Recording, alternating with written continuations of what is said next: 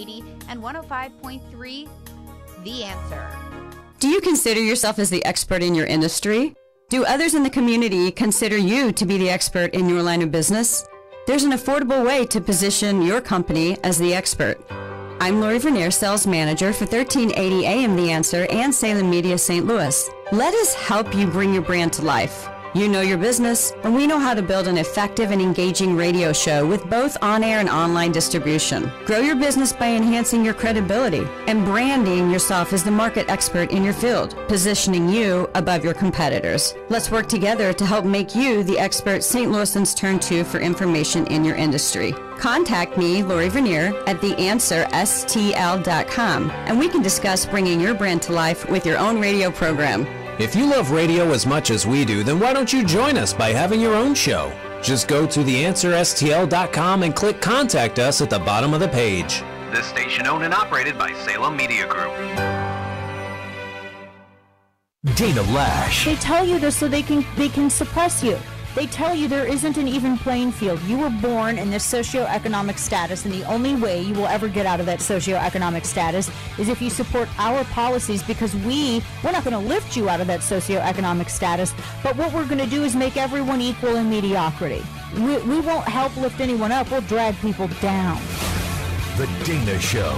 Weekdays at 1 on 1380 and 105.3. The Answer. KXFN St. Louis. K287BY St. Louis.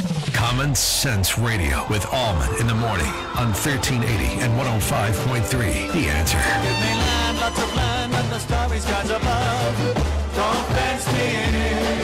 Let me ride through the wide open country that I love. Don't fence me in. Let me be by myself in the evening breeze. Listen to the murmur of the cottonwood trees. Send me off forever, but I ask you please.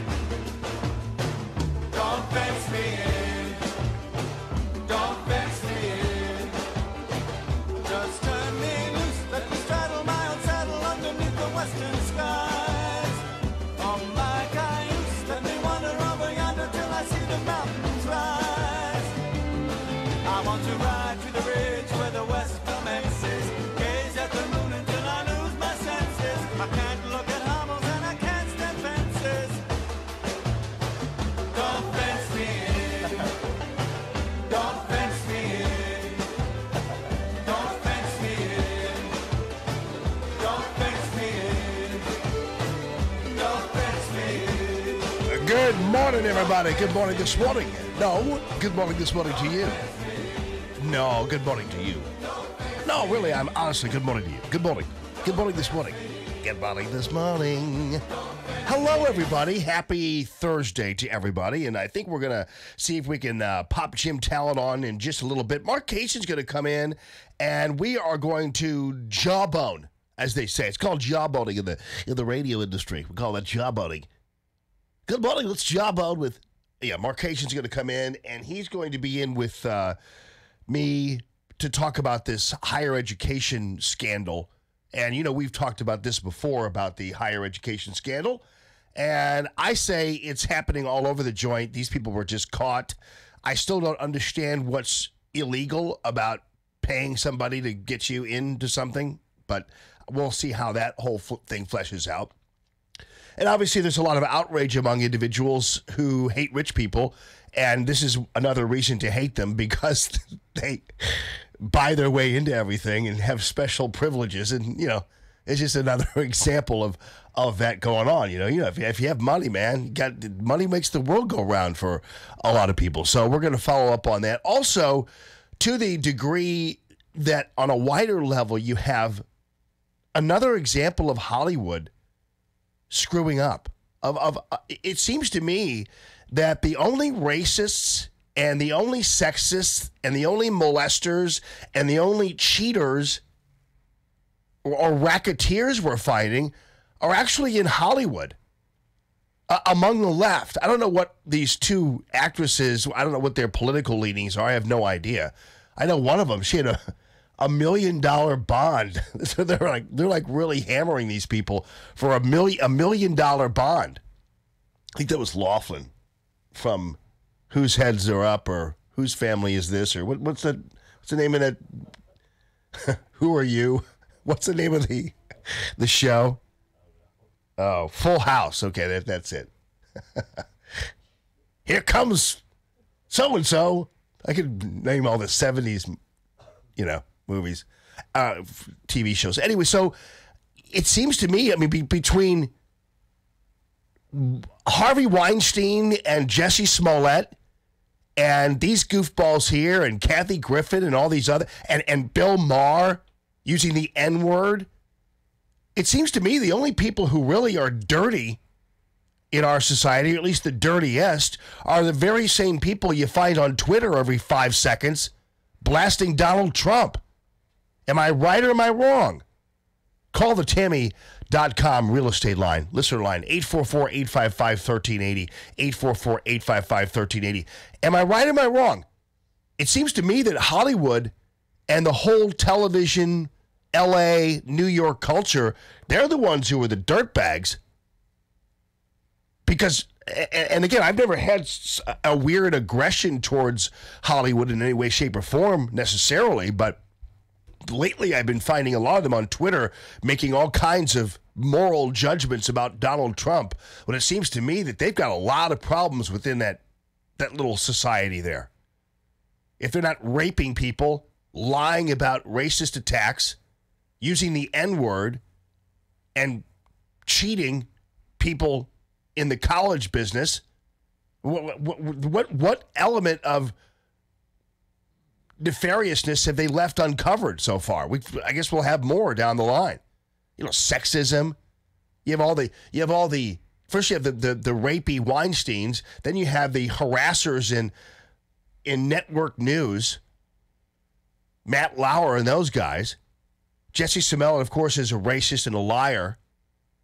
And then you have Bill Maher and others who use the N-word, and you have now this. So I'm just keeping a catalog of the crimes committed by the prolific Twitterers out there who won't miss a beat when it comes to attacking President Trump. But their own, oh well. Although they are getting a little bit of guff from some of the other Hollywood people are riding them like rented mules, but still, that's just because they're embarrassed. So we'll have Mark on. We'll talk a little bit more about that and what's going on because he's in higher education. He's poisoning the minds of many young people out there. So we're going to talk to him about that. Also, the grounding of the 737. This has become kind of a thing now that somehow the government was horrible in not grounding these things. I still don't get it. I mean, here's a good indication of how maybe there is some glitch in the technology, but these things are flying all the time. And the fact that 2 third world airlines crashed one of them doesn't necessarily mean that every single one is unsafe. So I honestly still think even if President Trump is the one leading the charge here to ground these things now officially, I think these guys were now pressured to do this. At some point, you just have to do something, apparently. So President Trump went out there. But let me ask you this. When it came time for Ethiopia to look at the black box, what did they do? What did they do? We don't know how to look at black boxes. Oh, great. You know how to maintain 737s? Am I right or am I wrong about that? You can call the Tammy.com real estate line if you want to. 844-855-1380. That should give you every indication you need about whether or not this rather undeveloped country is maintaining the aircraft. A lot of times it can be a situation where people aren't maintaining what's already there. So sometimes when you're getting false sensor readings, that's a maintenance problem, not a sensor problem. Otherwise, why wouldn't it be happening all the time? And it doesn't happen all the time. They had 5 pilots who complained about this in the U.S. 5. Now, I don't know how many pilots there are, but 5 doesn't seem to be a lot to me. Is it a lot to you, Phil? No, it's not. Maxie, is it a lot to you? Yeah. You guys don't have to say yes. I'm just telling you. It doesn't seem like a lot. But yeah, when it came time for Ethiopia, the government of Ethiopia, to have to look at a black box, they didn't know how to. Great. They sent the thing to France. Let's let France look at it. Great. Is France maintaining your airplanes also? Anyway, President Trump had to do what he had to do yesterday. Here he is on the iPad there, brother. We're going to be issuing an emergency order of prohibition to ground all flights of the 737 MAX 8 and the 737 MAX 9 and planes associated with that line. I've spoken to Elaine Chao, Secretary of Transportation, Dan Elwell, Acting Administrator of the FAA, and to Dennis Muhlenberg, CEO of Boeing, and they'll be available shortly after our conference today. They are all in agreement with the action. Any plane currently in the air will go to its destination and thereafter be grounded until further notice. So planes that are in the air will be grounded. It'd be great to be like on a plane listening to this. Wouldn't it be great to be on a 737 MX-8 and listening to this on the Wi-Fi? Like you're up in the air. You're flying to, I don't know where you'd be flying to, like cross country, let's put it that way. And you're right over Nebraska. And you still have to get to L.A. And you're hearing President Trump saying, we're going to ground these airplanes, but once yours lands, we'll ground it then. Can't be that unsafe if you're not grounding them automatically. The ones in the air were allowed to still keep flying. I guess they had already taken off, so the takeoff was where the critical point was, I guess. If they're the 737 MAX, will be grounded upon landing at the destination. Pilots have been notified. Airlines have been all notified. Airlines are agreeing with this. The safety of the American people and all people is our paramount concern. Our hearts go out to all of those who lost loved ones, to their friends, to their families in both the Ethiopian and the Lion Airlines crashes that involved the 737 MAX aircraft. It's a terrible, terrible thing. Boeing is an incredible company.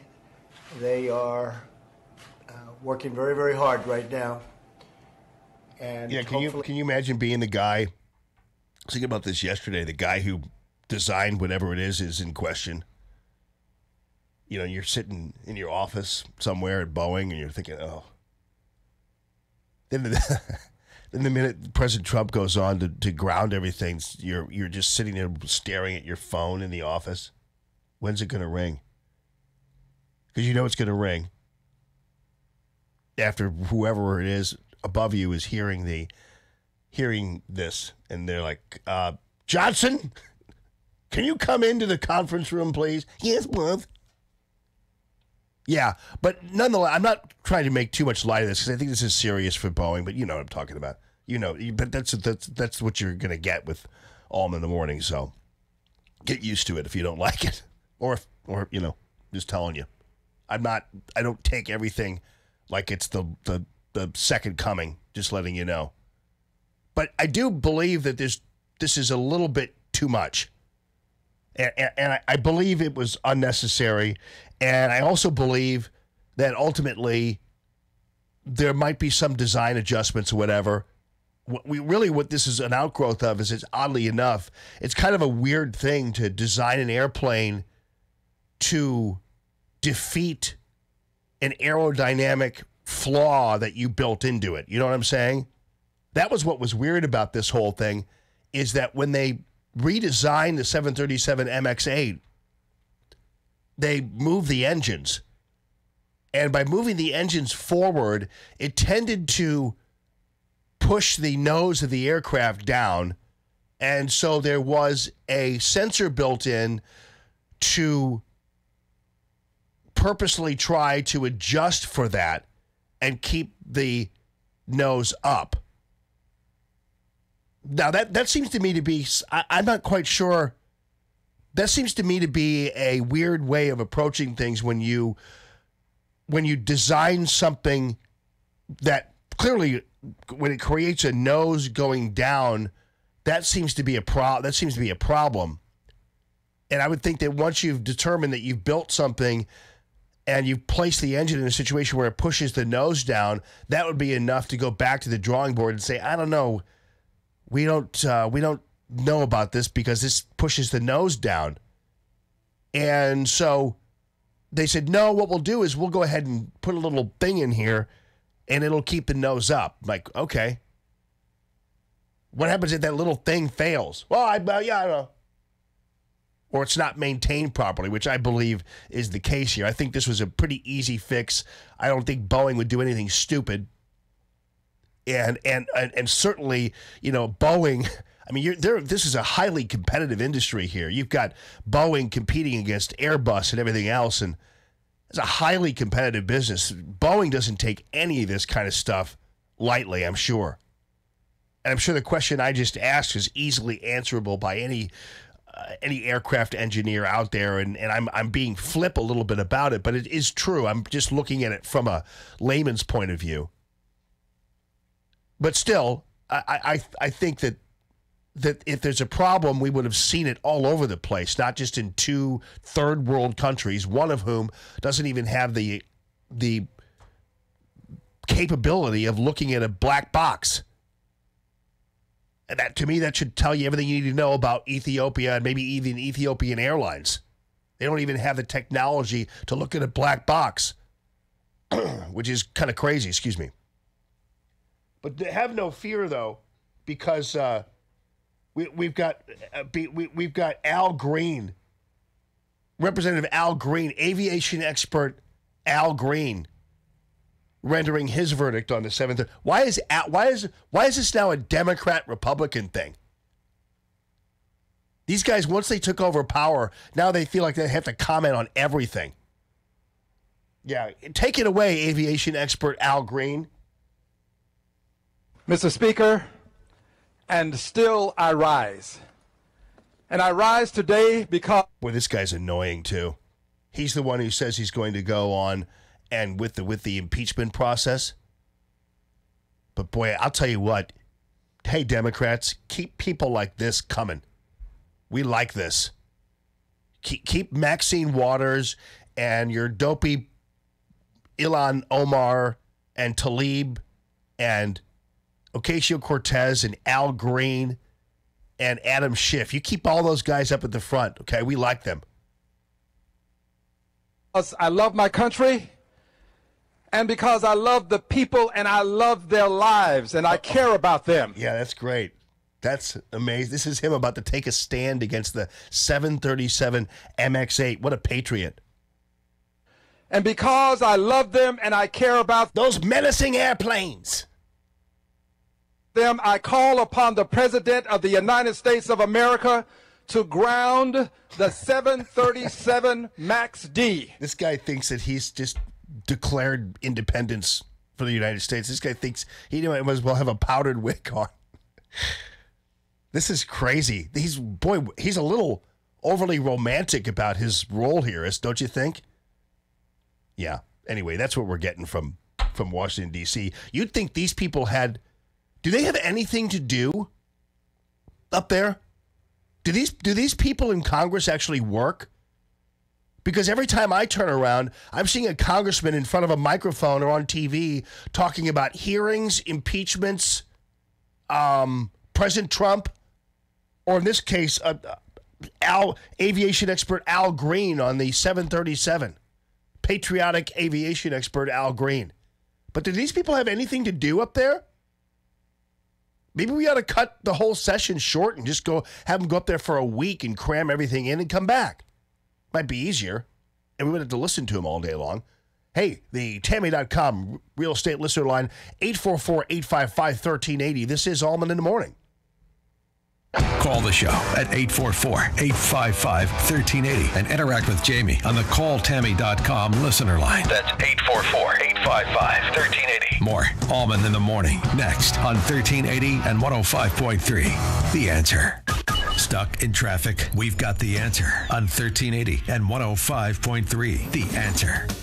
Still looking good across the St. Louis area this morning with a very light traffic volume, although some travel could be a bit difficult today. We're under a high wind warning. That kicks off at 9 until later tonight. Travel going to be extremely difficult, especially for high-profile vehicles, those larger vehicles on east and west-oriented roads and highways. So far, so good on the eastbound side of 270 from Lindbergh through New Florestan. Also all right, northbound 270, checking the jam cam at Olive to show a very light traffic volume. Delay-free on the westbound side of 6440 between Timberlake Manor and Clarkson. This traffic report is sponsored by Compassion International. It's easier to change the world than you think. Sponsor a child in extreme poverty with Compassion International, and you'll change the world for that child. Just text the word child to 83393 to sponsor right now. I'm Dominic Fortini with your St. Louis Metro traffic on 1380 and 105.3, The Answer.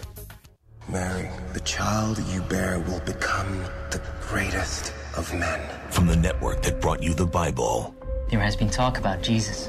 They say he's healing the sick. Comes the life of Jesus Christ. His preaching is what concerns me. He's helping people. From those who knew him best. We are his followers. We've seen him do wondrous things.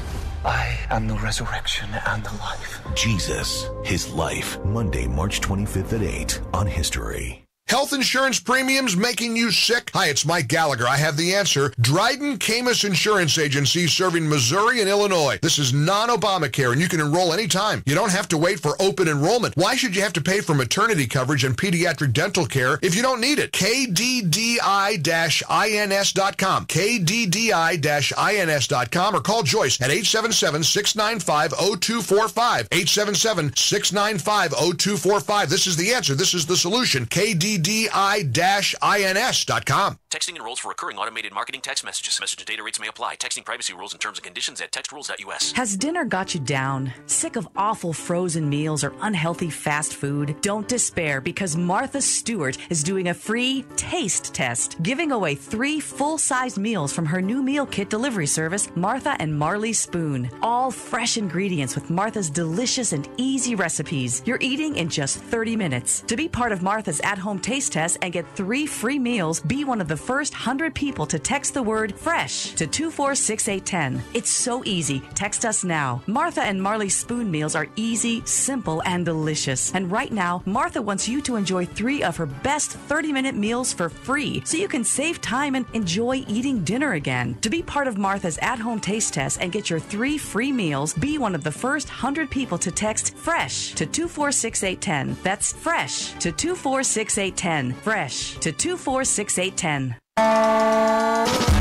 Glock Days are back at Denny Dennis Sporting Goods in Fenton, Missouri, March 15th and 16th. Our Glock representative and a Glock armorer will be on site to answer questions or discuss your Glock firearm needs. The first 50 Glock handguns purchased will receive a free Glock range bag during the event. Sight upgrades are available for Glocks, and with a sight purchase, it can be installed on your Glock free of charge. Stop by and take advantage of the huge savings during this event on all Glock firearms, parts, and accessories. Friday and Saturday, March 15th and 16th, Denny Dennis Sporting Goods at 1 Gravois Road in Fenton.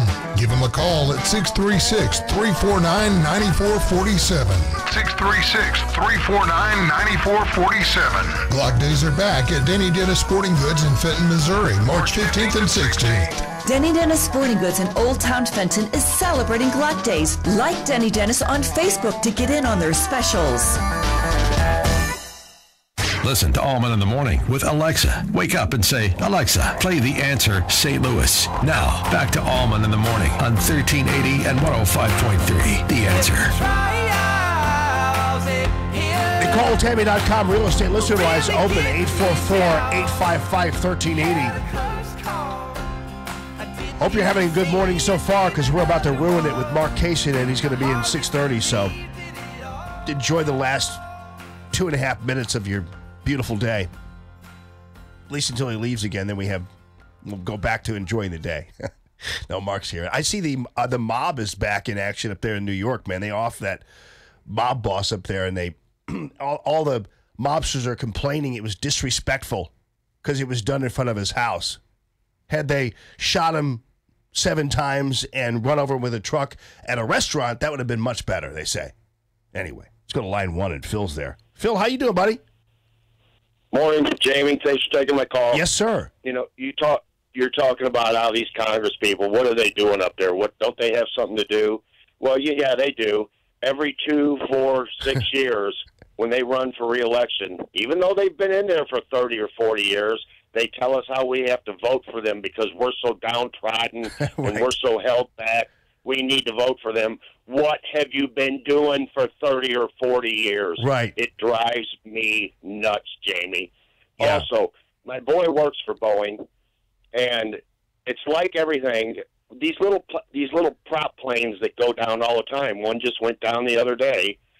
Do they ban those automatically when the guy's wife said, oil hit the windshield we couldn't see, which tells me it's not a pilot error? Yeah. Did they rush right out to ban those?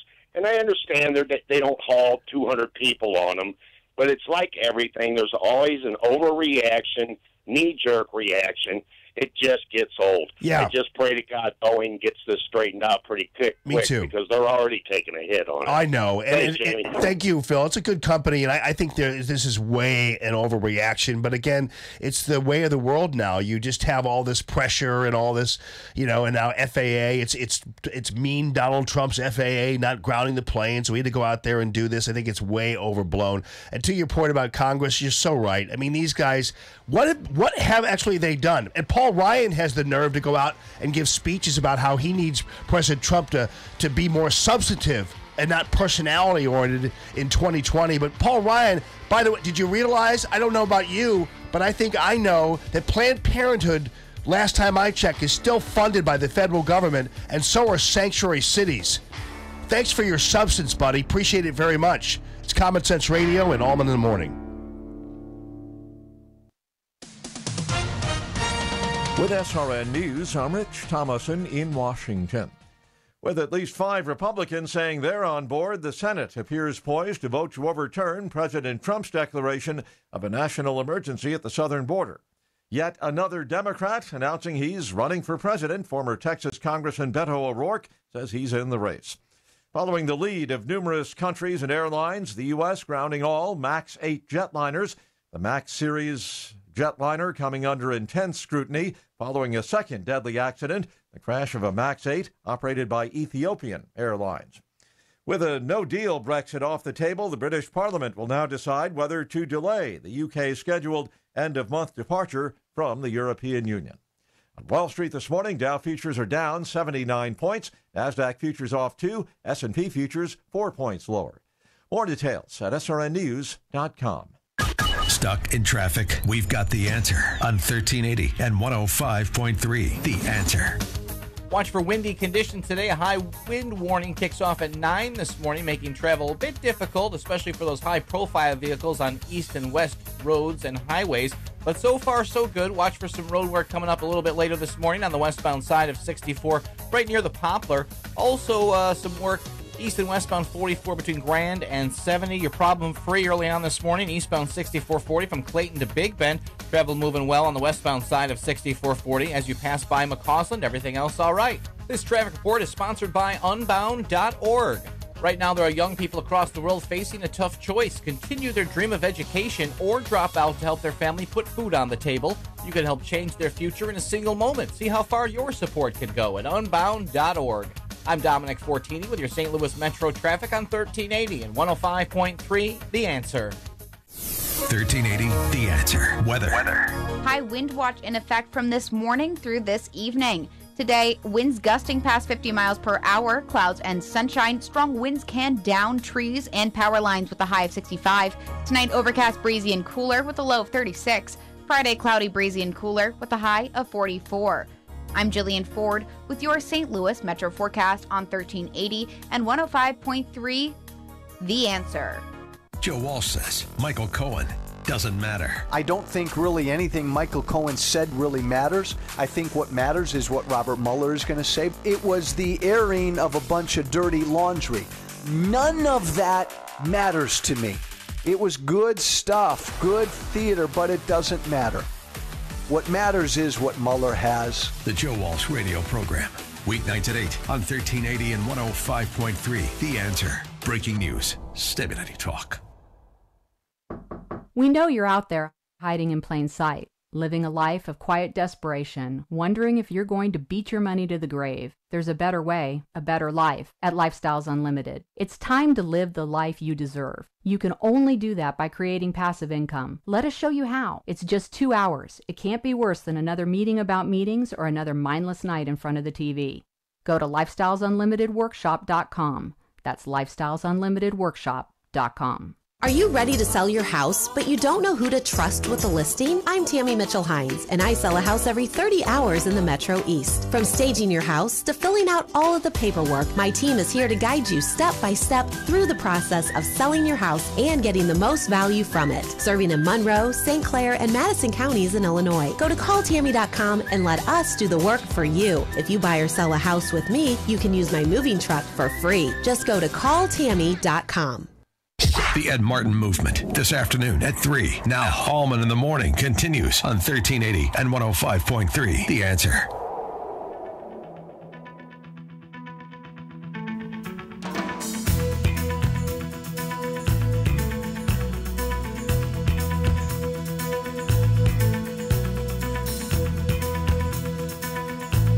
We are back here. It's All in the Morning. It's Common Sense Radio on 1380 and 105.3. The Answer. Your phone calls are welcome. Call Tammy.com. Real estate listener line is 844-855-1380. Yeah, again, I'm actually fascinated by Al Green, the aviation expert, going on the floor of the House yesterday to render his verdict on the 737 and act like he's George Washington himself on behalf of the American people. Do you see that, Mark Kaysen? Well, yeah. Yeah. Can we get his? Can we get his mic on? Oh, there. Yeah. Yeah. Yeah. Okay, there we go. Yeah, there you go. So, are you? I mean, doesn't everybody have a right? People like that? Doesn't everybody have a right to talk about things? See, that's the thing you guys always do. Is you act like when we disagree with you, like we're saying you don't have the right to say something. I'm not saying that you don't have the right to say it. You're like arguing with a loved one. Sometimes I have the right. I'm not saying you don't have the right to say it. Well, he didn't say anything insane. Yeah, he did. Listen to him. Here. Speaker, and still I rise. And I rise today because I like this guy to a certain degree because he seems to have a level of melancholy about him. He has a presence. He seems to have a. He has a presence. He seems to have a mood swing element about him that I appreciate because he's very dramatic and romantic about these types of things. And I'm telling you here, this guy is Al Green, right? Okay, this guy you've never heard about the guy before except when he's talking about impeachment. But you never heard him. What legislation has Al Green ever put forth? But there he is on the floor of the House fighting for American lives by. He was demanding that the 737 get ground. It's a democracy. I love that too. Sorry. I love the fact that he was elected. That you guys see accomplishments as being elected to office. But here he is. I love my country, and because I love the people and I love their lives. And he's breathing all hard into the microphone. I don't have to tell you. He's excited. I know. I'm he's thinking, not a talk show host. Give him a break. I'm thinking he's going to introduce some wide, broad, sweeping legislation that'll help the poor or do whatever. But AOC will take care of that. Care about them. And because I love them and I care about them, I call upon the President of the United States of America to ground the 737 MAX D. Yeah, when's Al Sharpton going to have his 737 news conference? I don't know. I believe the president should resign the 737. Yeah, everybody thinks they know something about an airplane. No. And as I told you off the air as we were listening to the break, yes, you actually very quickly gave the best explanation I've heard of what's going on with the nose down and so forth. And you just need to check it out. It doesn't take much to figure these things out. But when you're a great elitist journalist like you're able to figure these things out, and you did a great job. Well, what I was trying to say is that I understand the concern that people might have about how you built in a flaw in an airplane, and I believe that weighting an airplane to the point where the nose goes down because you put the engine in a certain place could present a problem. That's a built-in flaw, but it's corrected by another piece of computer equipment that makes up for it. But if you don't know how to operate the computer equipment and you're from Ethiopia... No, it's not that Ethiopian Airway is supposed to be one of the best. Do they have hot flight attendants on there like Saudis do or whatever that is? This is beyond me. I'm just wondering. Your question, yeah. Okay. I saw none of the Korean airlines. Yeah. Those guys all have the pillbox hat wearing hot flight attendants. Yeah, I don't know. Either way, what I'm saying is that the 737s have been flying all throughout this country without any problems, and you only just 5 need to know what to do. Yeah, so you do need to. So what I'm saying is, though, there are all kinds of ways that we build that there are flaws built into a piece of machinery. I don't know if that it's are a adjusted. Flaw. I don't know if it's a flaw. Right. Well, no. What I'm saying is the way it's like a car. I mean, you have to know how to drive it. Right. A car is a motorized thing that you push the accelerator and it moves. But if you don't have a steering wheel in the car, then you can't control the car. So that's another example where somebody could say, yeah, but with that kind of analogy, you could say, well, the car has a built-in flaw in it, and the steering wheel is there to correct the built-in flaw of the car. You just need to know how to work the equipment. Exactly, and I don't think these guys did. Apparently not. I think grounding is an overreaction. But anyway, that's not what we're... No. You want to hear more about from Al Green, though? Because I know he has more to say. This plane is unfit to fly. Yeah, right. How does he know? How does he? That's what I was thinking. How does he know? I mean, what are you people doing out there? We have had 2 to go down in the last 6 months. Oh, I see Al Green watches the news. Down within 6 months is 2 too many. My investigation has shown that 2 airplanes have gone down over the past 6 months. Look, after a wide-ranging investigation my staff has conducted, I have determined that 2 airplanes have gone down over the past 6 months. It's not nice of you to make fun of this guy because there's so many others out there like him who really don't know anything about airplanes, which neither do I, and for the most part, neither do you. But you asked the right question. You heard him say that, and your question was perfect. How do you know? After conducting my own hearing. How does he know? And after hearing from witness after witness, I have determined that 2 airplanes have gone down over the past 6 months. He's going to have a hearing on this, too? No. Oh, I bet you dollars to donuts today somebody is going to call for a hearing on the Boeing 737. Now, they got plenty of hearings on people who have truly broken laws and who belong either in jail or out in California with an ankle bracelet raking leaves. We cannot put profits above people, Mr. President. This is an opportunity for you to exert your executive power in a positive way on behalf of people who fly these planes. I wish you just would stick to singing Let's Stay Together and You're funny. Love and Happiness. You're so funny. I knew you'd get to that before. I mean, I just yeah. No, that's hear Al Green and you think, yeah, kind of a little bit like that. Yeah, it's hard. I noticed you slipped in the raking thing. I'm not gonna. I wouldn't.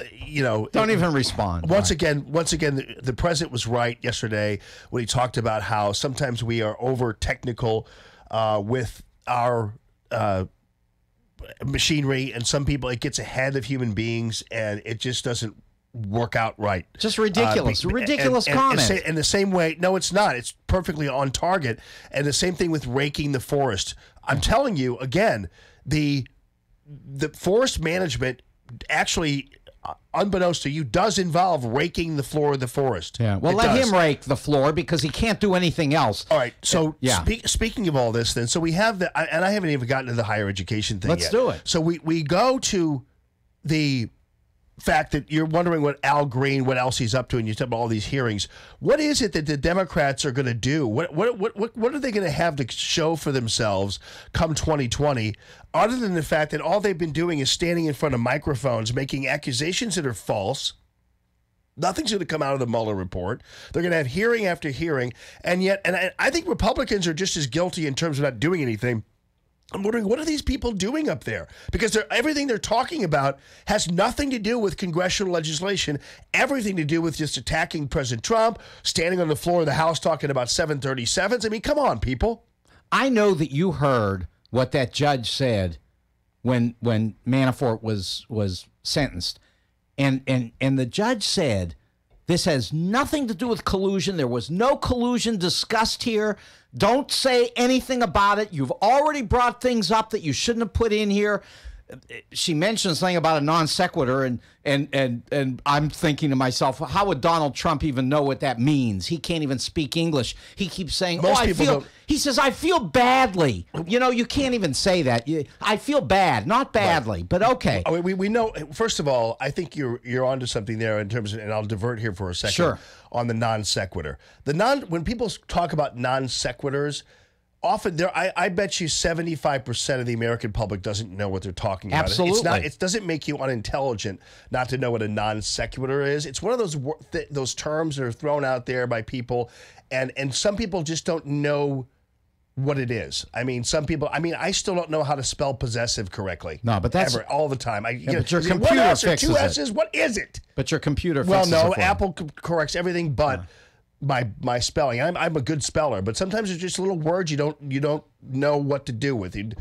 And so non sequitur obviously means something that's irrelevant to whatever you're talking about. But anyway, it's no connection to the conclusion that you've right. drawn. But most people when it's used don't really know what that means. Okay, but the judge said it, and I'm sure that Donald wouldn't know what it means too, because he doesn't know what anything means. But that's another story. What are Democrats going to do? I mean, you have Beto O'Rourke, who was out there saying how he was born to run, and now leftists are going after him because they claim he's pretending to be Jesus, which doesn't make any sense, even though born to run doesn't offend me at all. This Beto O'Rourke character. Then you've got Elizabeth Warren, who cheated her way into every job and college jobs, everything else, by claiming she's a Native American, and then she's out there commenting on this school scandal, and you've got Kamala Harris and Gillibrand with a bunch of sexual harassers in their midst and on their staff. What are you guys going to do? I mean, and Joe Biden, old Joe Biden. What are you going to do? Yeah, none of these people have done anything that's even remotely close to what's going on with Donald. You mean like decreasing the black unemployment rate? Obama. Okay, whatever. Yeah. But it's all. He had nothing. He had nothing to do with anything that's good. Okay, so and all right. Yeah. So you answered my question, and so that's what you're going to be doing then, heading into the 2020 election. Is you're just going to say that everything President Trump has done for the past by then 4 years is Obama. That's going to be what you're going to do. That's not. No. Here's the answer: Medicare for all, which would transform this country tremendously.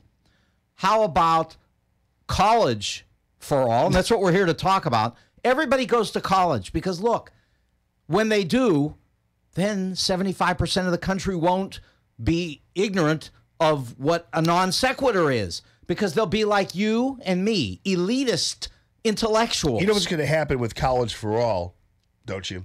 Yeah, what's going to happen? College for All program, just wait until they start to divvy up the all. Yeah. And you think you have dumb people going to USC now because of their parents. Wait till you have dumb people going to USC because of the government. Yeah. By the way, because of the color of their skin. Let's not forget that this was one of the greatest government programs in the history of this country, which is that we took everybody that came back from World War II and we said, we'll pay for you to go to college. I like that idea. And it was tremendous. And the effect on this country was phenomenal. Okay, the government did a great job. Great. So college for all after you've served 2 years in the military. Okay. And I'll agree with you almost. Oh, really? Yeah, almost.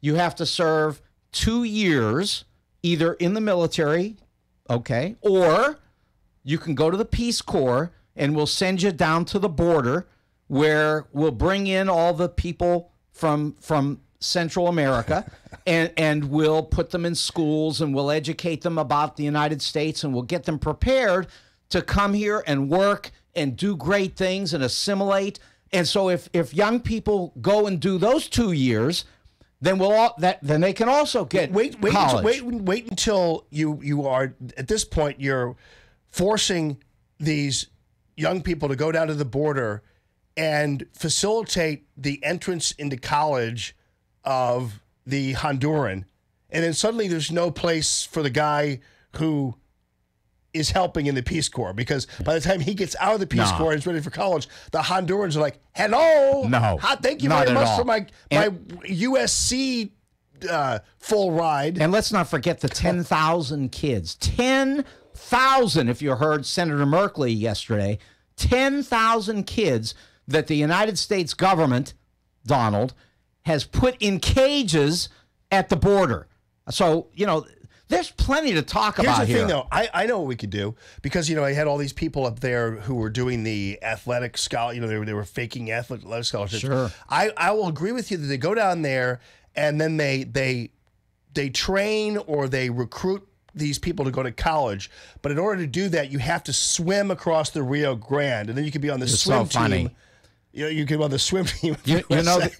Or row. You know that Lindenwood University here in St. Louis has a ping pong scholarship.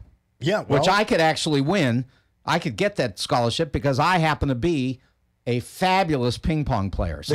They also have an outstanding rifle team, shooting team, skeet shooting team, and everything else. Oh yeah, they do. Lindenwood. We'll end that. They're big time. Okay. They're like number one. But no. So wait until you do the college for everybody. Then the government at that point then is tasked with redistributing college educations. And believe me, you think some white students are shut out now. Just wait until these goofballs, the government starts to dole out who gets to go to college for free and who doesn't. Which white students are kept out of college? All white students. Oh, please stop it.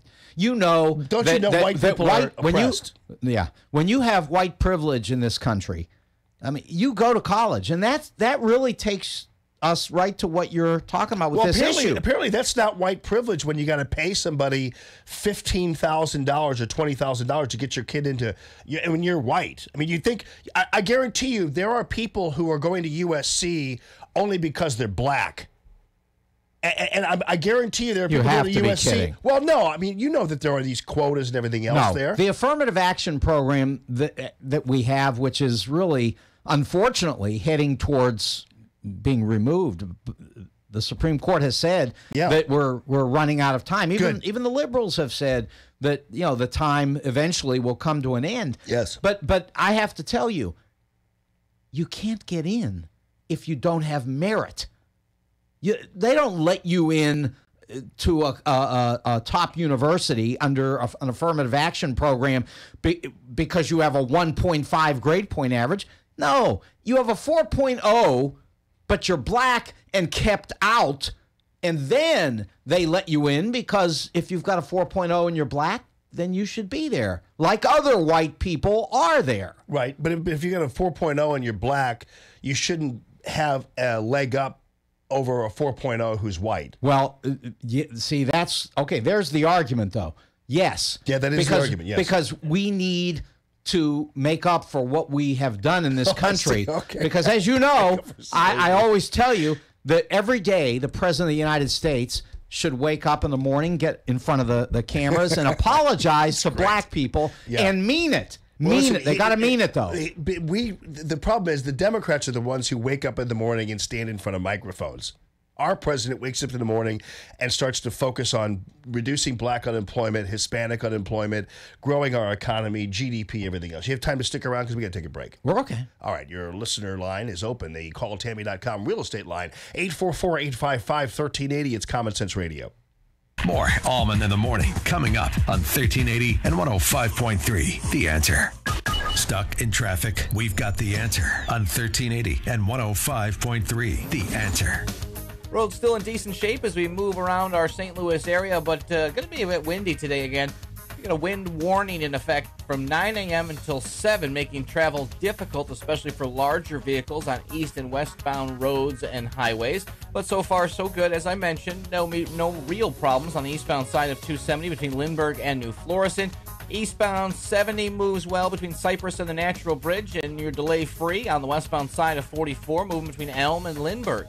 This traffic report is sponsored by the Crohn's and Colitis Foundation. The Crohn's and Colitis Foundation of America invites you to take steps for cures at a walk event near you. Support the 1.6 million Americans living with these diseases. Get started at cctakesteps.org. I'm Dominic Fortini with your St. Louis Metro traffic on 1380 and 105.3 The Answer. Heated seats, backup cam, GPS. Did all these come standard with your car?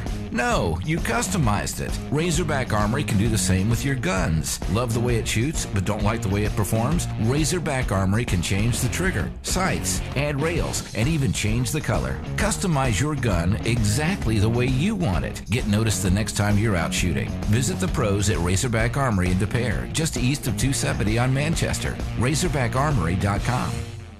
Hello, St. Louis. Join me, James Enstall, every Sunday at 1 p.m. for Geek to Me Radio right here on The Answer. I'll bring you the latest pop culture news, fun giveaways, and of course, the best celebrity guests across the greatest fandoms like...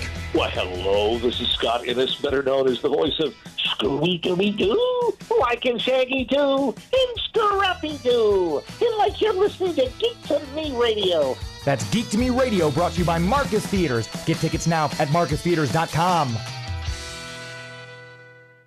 Curtains, shades, blinds, shutters. What are the best for living rooms or bedrooms? Hey, it's Allman from Allman in the Morning. I want to tell you about the quality customized service you will receive when you call my friend Michael Proctor at Proctor Drapery. Michael is an interior designer with exceptional expertise when it comes to window treatments for your home or business.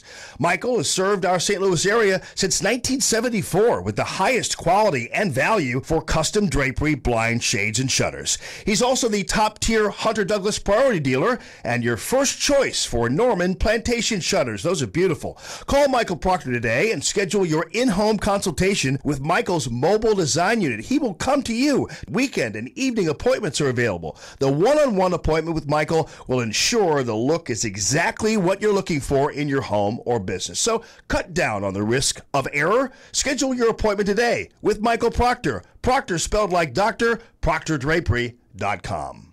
KXFN St. Louis, K287BY St. Louis.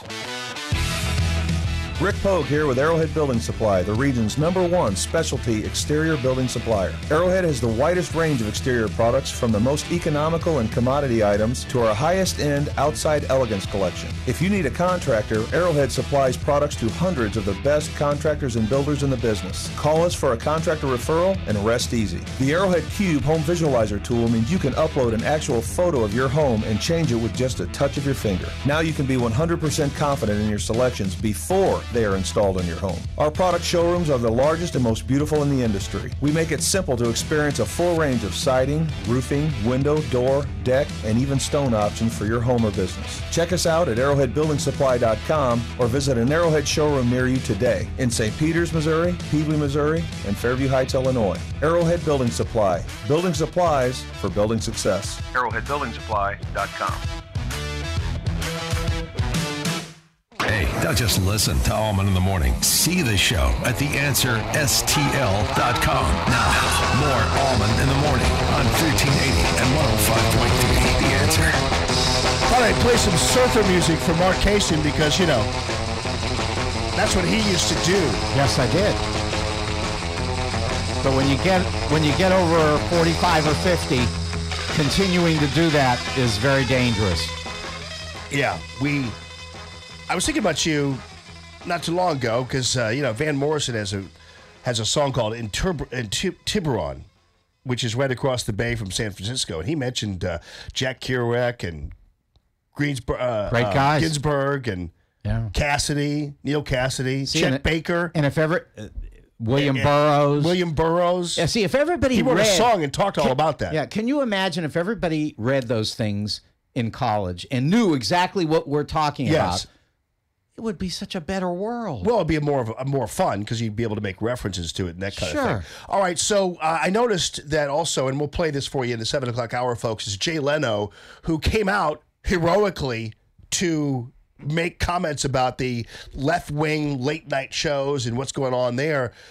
now suddenly is backtracked. So he goes on The View and has to pay the left-wing piper because he, I guess, went off the reservation. And so then he had to kind of correct himself. So we're going to have that for you, as well as the follow-up on the Boeing thing. And then Mark's going to join us continually until about 7:10 to more talk about this scandal involving higher education.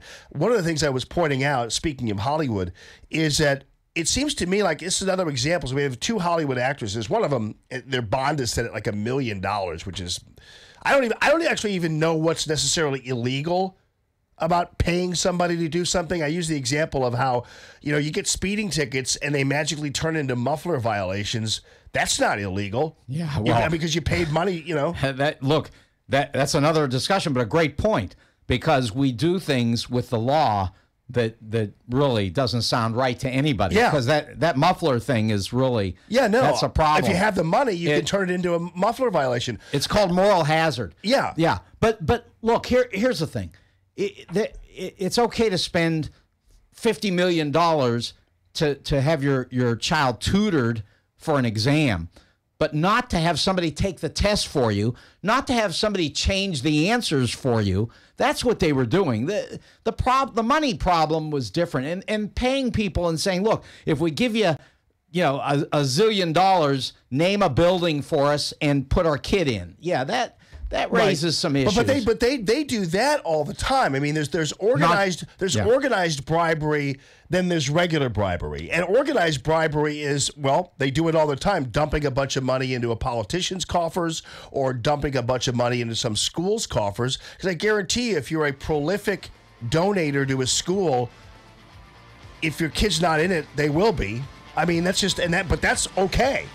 So I'm not quite sure. I'm not saying it's right what they did. I just am not quite sure what exactly is illegal about it. But we'll find out. But I want to talk to you more about the whole thing regarding Hollywood and the people in it and the irony and the hypocrisy and everything else on down the line. Mark Cation remaining with us for another 10 minutes at least.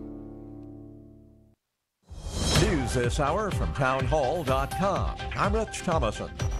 President Trump's southern border emergency declaration will be put to the test later today in the Senate, where there will be a vote on a resolution of disapproval. Minority Leader Chuck Schumer says there's not much in the way of politics in the bill, not even a debate over the need for a wall. It simply says that this is not an emergency. But Texas Senator John Cornyn says for those living along parts of the border in his state, the crisis is real. There is a humanitarian crisis at the border that was not manufactured by the Trump administration. Cornyn also notes that then-President Obama declared the situation to be a growing humanitarian and security crisis back in 2014. Bob Agnew, Capitol Hill. The number of Democrats seeking the party's 2020 presidential nomination continues to grow. Former Texas Congressman Beto O'Rourke now saying that he is in the race.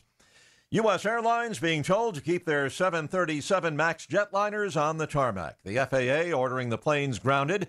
FAA Acting Administrator Daniel Elwell says it follows 2 recent deadly crashes. Why did the agency wait while other countries had grounded those jets? We are a fact-driven, a data-based organization. A Canadian aviation official says before both crashes, an automatic system kicked in to force the nose of the aircraft down. Boeing says it supports the FAA decision to ground the new jetliners, although it still has full confidence in their safety. Correspondent Jackie Quinn. They're calling it a bomb cyclone, a late winter storm that's been pounding the Plains states. It's moving east. That storm packing winds of up to 100 miles per hour and heavy snow has stranded motorists and canceled numerous flights. Parts of Colorado, Nebraska, South Dakota especially hard hit. Forecasters expect that storm to bring rain to the East Coast in the next few days. On Wall Street, Dow futures down 41 points. NASDAQ futures 6 points higher. More on these stories at townhall.com. Stuck in traffic? We've got the answer on 1380 and 105.3. The Answer. Got a couple of early morning issues across the area. Keep in mind we'll be under a high wind warning. Once again, that'll be in place from 9 till 7. Travel could be difficult, especially for larger, high-profile vehicles on east and west roads and highways. Emergency crews are blocking the ramp for the crash. Eastbound 70 on the ramp to northbound 170. Plenty of emergency equipment on the scene. Also have authorities dealing with the crash, knocking out the left lane southbound 6455 before the 5544 underpass. Watch for delays to begin back at 64. This traffic report is sponsored by Compassion International. It's easier to change the world than you think. Sponsor a child in extreme poverty with Compassion International, and you will change the world for that child. Just text the word child to 83393 to sponsor right now. I'm Dominic Fortini with your St. Louis Metro traffic on 1380 and 105.3 The Answer. 1380 The Answer. Weather. High wind watch in effect from this morning through this evening. Today, winds gusting past 50 miles per hour, clouds and sunshine. Strong winds can down trees and power lines with a high of 65. Tonight, overcast, breezy, and cooler with a low of 36. Friday, cloudy, breezy, and cooler with a high of 44. I'm Jillian Ford with your St. Louis Metro forecast on 1380 and 105.3 The Answer. Do you consider yourself as the expert in your industry? Do others in the community consider you to be the expert in your line of business? There's an affordable way to position your company as the expert. I'm Lori Vernier, Sales Manager for 1380 AM The Answer and Salem Media St. Louis. Let us help you bring your brand to life. You know your business, and we know how to build an effective and engaging radio show with both on-air and online distribution. Grow your business by enhancing your credibility and branding yourself as the market expert in your field, positioning you above your competitors. Let's work together to help make you the expert St. Louisans turn to for information in your industry. Contact me, Lori Vernier, at theanswerstl.com, and we can discuss bringing your brand to life with your own radio program. If you love radio as much as we do, then why don't you join us by having your own show? Just go to theanswerstl.com and click Contact Us at the bottom of the page. This station owned and operated by Salem Media Group. Dennis Prager points out the truth. We are told that the left is pro-science and the right is anti-science because we don't believe that we should bankrupt Western civilization because the world will come to an end in 12 years. We are going about it the wrong way, that everything we'll do bankrupting the West will change the temperature perhaps a half a degree. Perhaps. The Dennis Prager Show, weekday mornings at 11 on 1380 and 105.3. The Answer. Breaking news, stimulating talk. Common Sense Radio with Allman in the morning on 1380 and 105.3. The Answer. That's right, people. Good morning and happy Thursday to all of you. The calltammy.com real estate listener line is open, 844-855-1380. If you're getting tired of me yelling at Mark Kaysen, why don't you do it? Come on in. You know, I mean, I got you covered. I'm taking all of you can come in at one time if you want to and gang up on him. Thanks for coming in, though, buddy. Appreciate it. Coming up, we're going to talk to Jim Talent a little later on and also break down this Boeing deal. Already billions of dollars lost with the company, I think unnecessarily. I think it's an overreaction. I think it's another one of these media-driven situations where I just think it's too much. It's way overdone, and we'll talk more about that just a little later on and also take your phone calls on that, as well as the Beto O'Rourke amazement. So Beto O'Rourke now has said he was born to run, and of course that doesn't stop idiots on Twitter from going after him. And again, I think it's kind of ridiculous too that he said that, but nonetheless, it's not like the worst possible thing a person can say that they were born to run for something, because they turn it into some white privilege, entitlement thing. It's like, when is Twitter just going to shut the hell up? You know what I'm saying? No, in his case, he is inspired to do this, and he is looking, I'm sure, to inspire others to serve the country. And I don't see anything wrong with that. He's very inspiring. Roll up your shirt sleeves and speak into a microphone. Be a hard worker like me. Why does he just get a short sleeve shirt if he doesn't like those sleeves? Well, hey, listen. He can wear what I wear. I don't wear sleeves for a reason. Why wear sleeves and just roll them up all the time? No, unless that's your thing, the way you look. I wear sleeves and they're down right where they belong. So. And really, honestly, too, he talks like, well, he kind of talks like you. Every time he talks, he's got to start stabbing at the air. Like, okay, Bobby Kennedy, we get it. He's excited. I imagine he is. Yeah. All right, so let's talk quickly about this scandal, because I had a bigger picture kind of look at what is going on here, and I'm noticing that the nefariousness of Hollywood and New York and New York culture is really now being way out in the open. So we first began with the Harvey Weinstein, rapey, bathrobey, disgusting, fat-stomached, disgusto, Harvey Weinstein, and the rest of his disgusting other people in Hollywood who were disgustingly attacking young women and making them do things for the advancement of their careers. So that was the Me Too movement, born out of the disgusting people in Hollywood. Then we had the disgusting liar Jesse Smollett disgustingly accuse people who vote for Trump of disgustingly putting ropes around his neck when it was a disgusting lie, and hitting him, which was a disgusting lie. And so we have Jesse Smollett, who actually, the act of lying itself was an act of racism on his part because he clearly hates white people and people who voted for President Trump. So we have that. So we have this. We have the rapey Hollywood guys. We have the racist Hollywood guys. Then we have Bill Maher and the others using the N-word all over the joint, and nobody ever holds them to any account. So that's where we're seeing the N-word. It's funny how everybody presumes that Trump supporters are all running around burning crosses and using the N-word, when the only people using the N-word, to my recollection, are people like Bill Maher on television. Then we have this, Hollywood people who think they're better than everybody else, buying their kids into college. So so far, it seems like the people in Hollywood are the first to hop on Twitter and say how terrible conservatives are and how terrible these people are, when actually it's that they're the ones who kind of stink to high heaven.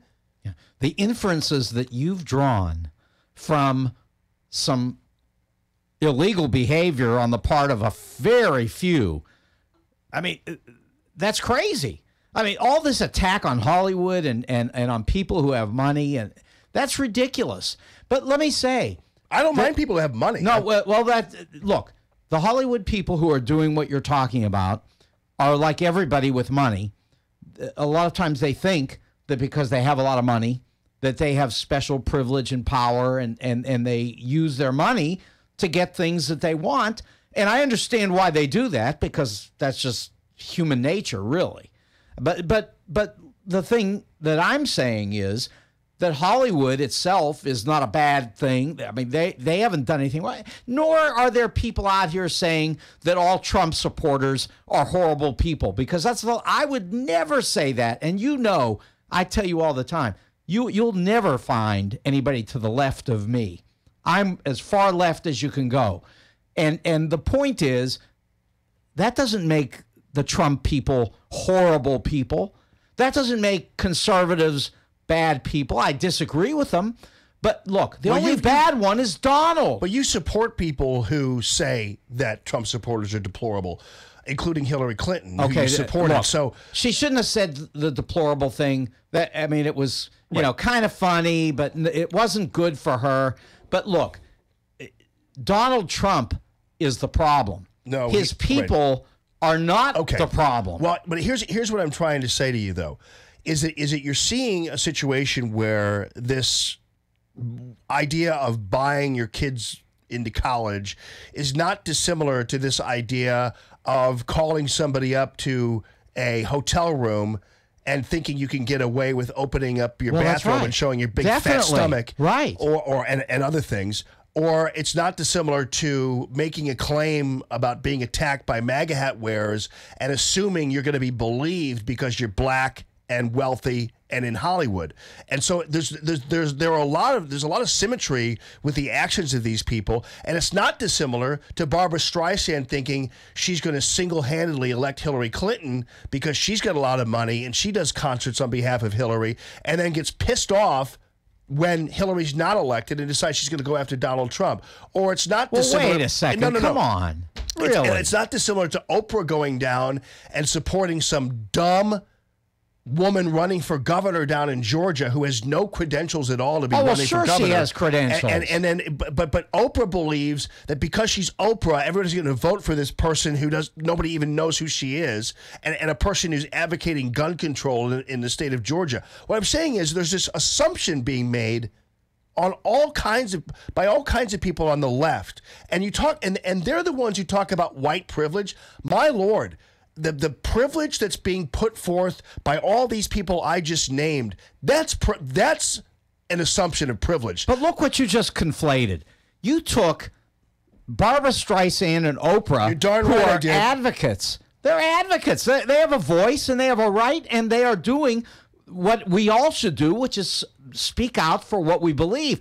You're putting them in the same place as these people who are abusing their wealth. Yes. Accused felons. Well, okay, but yeah, okay. What I'm trying to say is it's not the same. It's a theoretical similarity. What I'm saying, I'm not saying that they've committed crimes. What I'm saying is there's this assumption of privilege that apparently people keep talking about how racist we are and how misogynist Donald Trump is and how privileged white people are, when the only thing we're seeing in the formulation of misogyny, racism, and privilege is coming from Hollywood.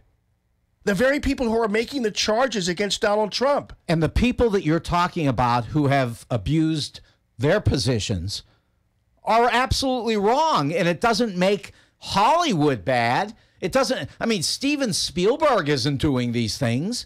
Okay? Everyone in Hollywood isn't doing bad things. It so happens that some people there with wealth have used the privilege that they get from their wealth improperly. It would be different if Hollywood wasn't the Trojan horse in which the left delivers its message to the American people. And what I'm saying is Hollywood talks a lot about the downsides and failings of President Trump and Trump supporters and everybody else. But it seems like the only failings we're seeing are among those people. So what I'm saying is that it seems to me that they protest too much. And now it turns out that really in the end, they seem to be projecting more than anything else, that their own failings. And so that's all I'm saying is we're starting to notice that the same people who are pointing their fingers at us and telling us they're terrible are actually terrible themselves. And in fact, on the record, terrible. Yeah. So did you notice that? I mean, you're talking about what people notice. Did you notice when Paul Manafort's lawyer came out and lied about what the judge said? Did you notice that? Because that was bizarre. It was crazy. And that's what they're talking about. Because if we were just talking about issues and we were just talking about trying to fix the country, if we were trying to discuss tax rates and what the proper role of the government was, that would be a discussion. But when a guy comes out of the courtroom and lies in front of the camera and all the people out there are yelling, liar, liar, because he lied. And that's what Donald does. You know, that's why I don't even like talking about Donald, because he is an outlier. He's a mess. 85% of America are watching TV going, honey, who's Paul Manafort again? What is he doing? Nobody knows who he is. Yeah, what would you guys do without Paul Manafort? He's a criminal. I know, but what are you going to do now? He's Donald's friend. All of Donald's friends are criminals. Why? They're all going to jail. What are you They've all do? Pled guilty. Yeah, but what are you going to do when you've run out of Paul Manaforts? What are we going to do when we run out of Donald? Then we'll actually have a democracy where we can talk about issues and work through all of this mess. You know what you do when you run out of Paul Manaforts? Yeah. And the Mueller report, which is probably going to come out tomorrow, shows no collusion. Yeah. No, it won't show that. And when President Trump's first 2 years are tracking better than Ronald Reagan's in 81. And he says, listen to what he says. He says, I'm the greatest president in my first 2 years in history. And everybody's laughing. Yeah, they know that's not true. You know what you do when all that is facing you and all of your fantasies are not coming true and your unicorn has stumbled? Then we send everybody to college. You go ahead and hit the floor, Mr. Speaker, and declare that the 737 is I rise. America's worst enemy. And I rise today because I love my country. I'm Al Green, and I have declared the 737 I love to be the people, and I love their lives, and I care about them. And because I love them and I care about them, I call upon the President of the United States of America to ground the 737 MAX D. He should have like fife and drum music behind him. He's a real George Washington. Guy. How about if we send everybody to college, and then they can understand all these discussions and referring to Kerouac and Burroughs and Ginsberg and all, Burroughs is buried about 3 miles away from here. No, I didn't know that. Bellefontaine Cemetery. Yeah, T.S. Eliot, was big at Washington University. They have a building named for. I know. Yeah. So look, it would be a good thing if wealthy people would send their kids to the college that they are able to get into. Maybe not the best one, maybe not their number one college, but they'd probably be teaching their kids better lessons if they didn't try to cheat to get their kids into probably the college. It would be. Well, what I'm saying though is when you talk like Bernie Sanders does about free college education for everybody, I guarantee you it doesn't matter whenever the government's involved in managing some kind of system, and in this case managing this particular system, which it would be free college. You have to imagine that when people like Al Green and Nancy Pelosi and those guys are in power, it's going to be equally inequitable. It's just going to be another redistribution of wealth and another example of where hardworking people, regular people, are going to be shut out because of the generosity of the government towards certain privileged people, and I'm talking about particular minorities and that kind of thing. When the government gets a hold of free education, Mark, I guarantee you it's going to be the same old thing. You mean like we did with the people who came back from World War II? Well, again, I don't know how you compare it's exactly the same 18-year-old kid who hasn't served a day in his or her life in the military as deserving as a World War II veteran of free college. They were young kids that came back from the war. What are you talking about? I understand it, Mark, but you realize you're trying to say that since we did it for World War II veterans, it worked for the country. We should do it for some snot-nosed kid in suburbia. Because it showed the value of learning. And by the way, see, here's again, these people that you're talking about, these hardworking people, there aren't going to be any hardworking people because they're going to be hardworking robots. And AOC is saying correctly that the robots are going to take over. And what we need to do is we need to get our kids into reading and arts and computer development, technology, going to space and new frontiers. I mean, all of this new innovation will be from these people who go to college and become very, very knowledgeable because hardworking people, I'm telling you, that's gone. College is overrated for the most part, I believe. I don't believe for a lot of kids college is even necessary. But your kids will know. We built a system where it is, but that system is slowly becoming visibly unnecessary, I think, to a lot of people. I mean, it's good. I loved college, but what I learned in college doesn't even affect me right now. I guess I did take some classes that were, broadening my knowledge of certain things, but for the most part, it was just 4 years of drinking beer and reading some books here and there, and that's about it. But it's not that, because it changes who you are. Unfortunately, yes. It made you into the kind of person that ended up getting 15 Emmys as an investigative reporter working for Channel 4. So, I think that you wouldn't have been if you had worked in the coal mine. No. I mean, that's just... It turned my hot cheerleader girlfriend from Virginia Beach into a left-wing loon who went down to El Salvador and started dating Ortega's brother. It affects people and sometimes wound up like homeless that. and protesting on the and never shaved her legs again, and then wound up on the front of the White House lawn with a bunch of other homeless people. Okay, so it did change her. All you had to do was sure. find somebody else, which you did. Well, I know. I clearly didn't have as much influence on her. Apparently not. As the left-wing crazy professor who's Harvey, whatever his name is, up there in Wisconsin. All right, Mark. Well, off to pollute the minds of young people, I will friend. do that. Keep doing what you're doing. Thank you. And we'll see you later on. Perfect. That's Mark Kaysen, and this is 1380 105.3 The Answer. Call Tammy.com. Real estate listener line is 844-855-1380. We'd love to hear from you. It's Common Sense Radio. More Allman in the Morning coming up on 1380 and 105.3 The Answer. Stuck in traffic? We've got the answer on 1380 and 105.3. The Answer. Starting to see an uptick in traffic volume across the area. We've got some issues out there. Crews have blocked off the left lane with an accident. Southbound 6455 before you reach the 5544 underpass with delays back into 64. A building travel condition on the westbound side of 64. It's stop and go right around 15th Street through 5570. Also still have the accident that's blocking the ramp from the eastbound side of 70 to northbound 170 right now. Plenty of emergency equipment there. It will be under a high wind warning that kicks off at 9 this morning, making travel difficult, especially for high-profile vehicles. This traffic report is sponsored by Think It Up. Think It Up's a new initiative to activate student-powered, teacher-led learning projects.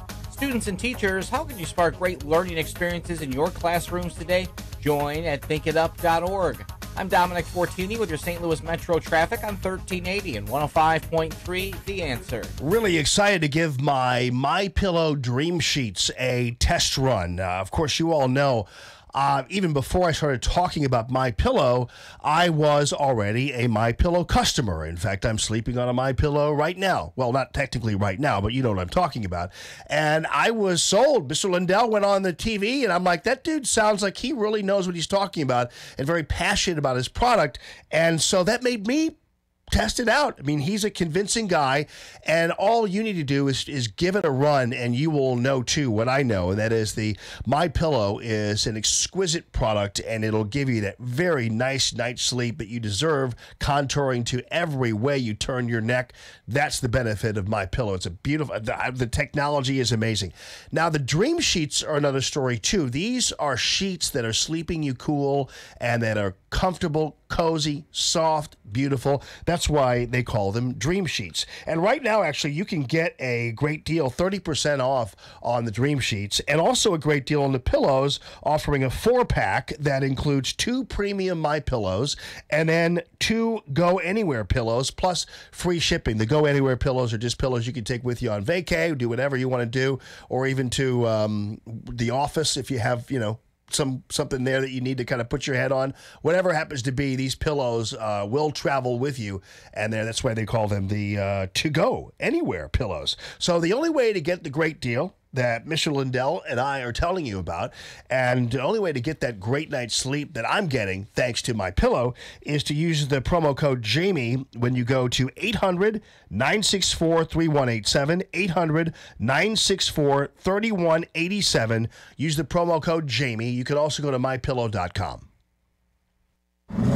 You love that smell. That new truck smell. All cleaned up and ready to go. Did you get your vent visor? You know, the rain guard that goes over your window? Stop by Custom Car and Truck in O'Fallon, Illinois for free installation and lifetime warranty on vent visors. How about your bug shield? You don't want to mess up the hood of your new truck with dead bugs. Keep them off the hood with free installation and lifetime warranty bug shield. See John and the crew off Highway 50 in O'Fallon, Illinois, or online at customcarandtruck.com. Attention gun enthusiasts. Interested in purchasing a suppressor, but worried the new gun laws might make it a tough process? Razorback Armory in Des Peres is your home for the new Silencer Shop kiosk system. No need to go to several locations to prepare for your application, photo submissions, and fingerprint cards. Still have questions? Razorback Armory has answers. Visit the pros at Razorback Armory in Des Peres, just east of 270 on Manchester. RazorbackArmory.com. Business owners, self-employed, part-time employees, are you struggling to pay your bills because you no longer can afford your health insurance? Hi, it's Mike Gallagher. With Obamacare premiums skyrocketing, higher deductibles, and shrinking networks, let me introduce you to Dryden Camus Insurance Agency as the answer, the solution. Dryden Camus Insurance Agency has non-Obamacare ACA-compliant plans that do not fund abortion. There's no enrollment period, and you don't have to pay for expensive extras like pediatric dentistry or maternity care. Contact Joyce at Dryden Camus Insurance Agency and start saving up to 60%. Call 877-695-0245. That's 877-695-0245, or just go to kddi-ins.com. Cut through the confusion and save money with Dryden Camus Insurance Agency, serving Missouri and Illinois. This is the answer. This is the solution. Dryden Camus Insurance Agency. Just go to kddi-ins.com. Hey, want to talk with Jamie? Call 844-855-1380. 844-855-1380. And interact with Common Sense Radio. This is Allman in the Morning on 1380 and 105.3. The Answer.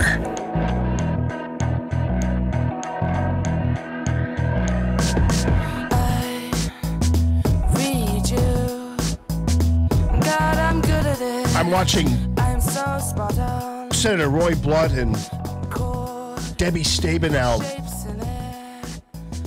smiling ear to ear on CNN. Nothing good can come out of that one. That's about the emergency declaration is going to be voted on today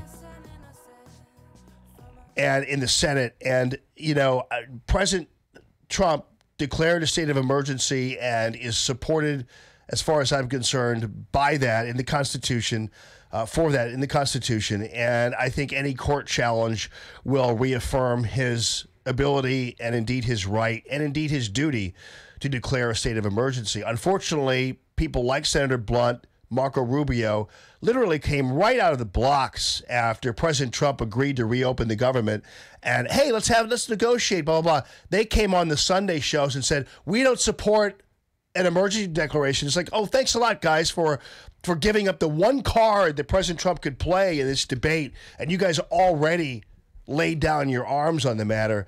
And that's not the kind of republicanism we need. Roy Blunt has been a loyal person to President Trump. I understand that, and even hosted his inaugural committee, and is a good guy, and I like him. I'm just saying that this is wrong for the Republicans to vote against this emergency declaration.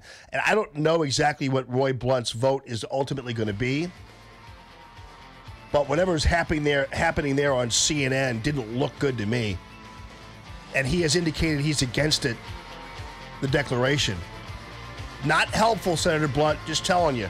Coming up, Jay Leno backtracking on his criticism of late-night television hosts after the left-wing mob went after him as a result of his comments. And also, this weird grounding of the 737. We'll talk about that, too. With SRN News, I'm Rich Thomason in Washington. President Trump's southern border emergency declaration to be put to the test later today in the Senate. There will be a vote on a resolution of disapproval. The number of Democrats seeking the party's 2020 presidential nomination continues to grow, now more than 12 in the race. Former Texas Congressman Beto O'Rourke announcing that he is running for the presidency. U.S. Airlines being told to keep their 737 MAX jetliners on the tarmac, at least for now. The FAA ordering the planes grounded. FAA Acting Administrator Daniel Elwell says it follows two recent deadly MAX 8 crashes. Dubbed a bomb cyclone, a late winter storm has been pounding the Plain States, now moving to the east, expected to bring rain to the East Coast. Wall Street Dow futures down 32 points, NASDAQ futures 7 points higher. More details at srnnews.com. Stuck in traffic? We've got the answer on 1380 and 105.3. The Answer. Starting to see an uptick in traffic volume, but emergency crews still have the off-ramp blocked because of an accident on the ramp from eastbound 70 onto the northbound side of 170, but they did clear that earlier accident for us southbound 6455 before the 5544 underpass. Watch for delays back into 64 as traffic files through. Slowing down at this point in the morning on the northbound side of 270, delays Big Bend into Manchester, and a minor slowdown on the eastbound side of 6440 ties up traffic 170 to Big Bend. This traffic report is sponsored by Unbound.org. Right now, there are young people across the world facing a tough choice: continue their dream of education or drop out to help their family put food on the table. You can help change their future in a single moment. See how far your support can go at Unbound.org. I'm Dominic Fortini with your St. Louis Metro traffic on 1380 and 105.3 The Answer. 1380 The Answer. Weather. High wind watch in effect from this morning through this evening. Today, winds gusting past 50 miles per hour, clouds and sunshine. Strong winds can down trees and power lines with a high of 65. Tonight, overcast, breezy, and cooler with a low of 36. Friday, cloudy, breezy, and cooler with a high of 44.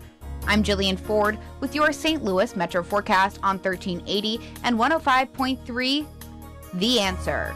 Call the 1380 The Answer listener line and tell us what you think. Alexandria Know Nothing Cortez and her socialist reporters, they don't like it when private businesses make money. They don't like private business making a profit of any kind. In their socialist paradise, there wouldn't even be private business. The state would control all the businesses. That's what socialism is. When a government owns and controls private business, that's socialism. The 1380 Answer listener line. Call 844-825-1380. It's your turn to speak up. Larry Elder, tonight at 5. Now, back to Allman in the morning on 1380 and 105.3. The Answer.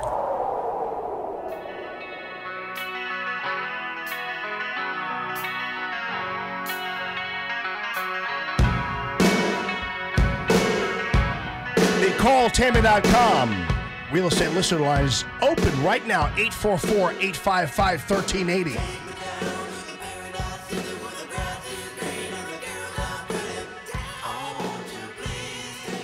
You saw how I hit the post there, didn't you, Phil? It's called hitting the post, y'all. Know how to do that. A lot of it's luck, but sometimes it works where you're actually trying to hit the post.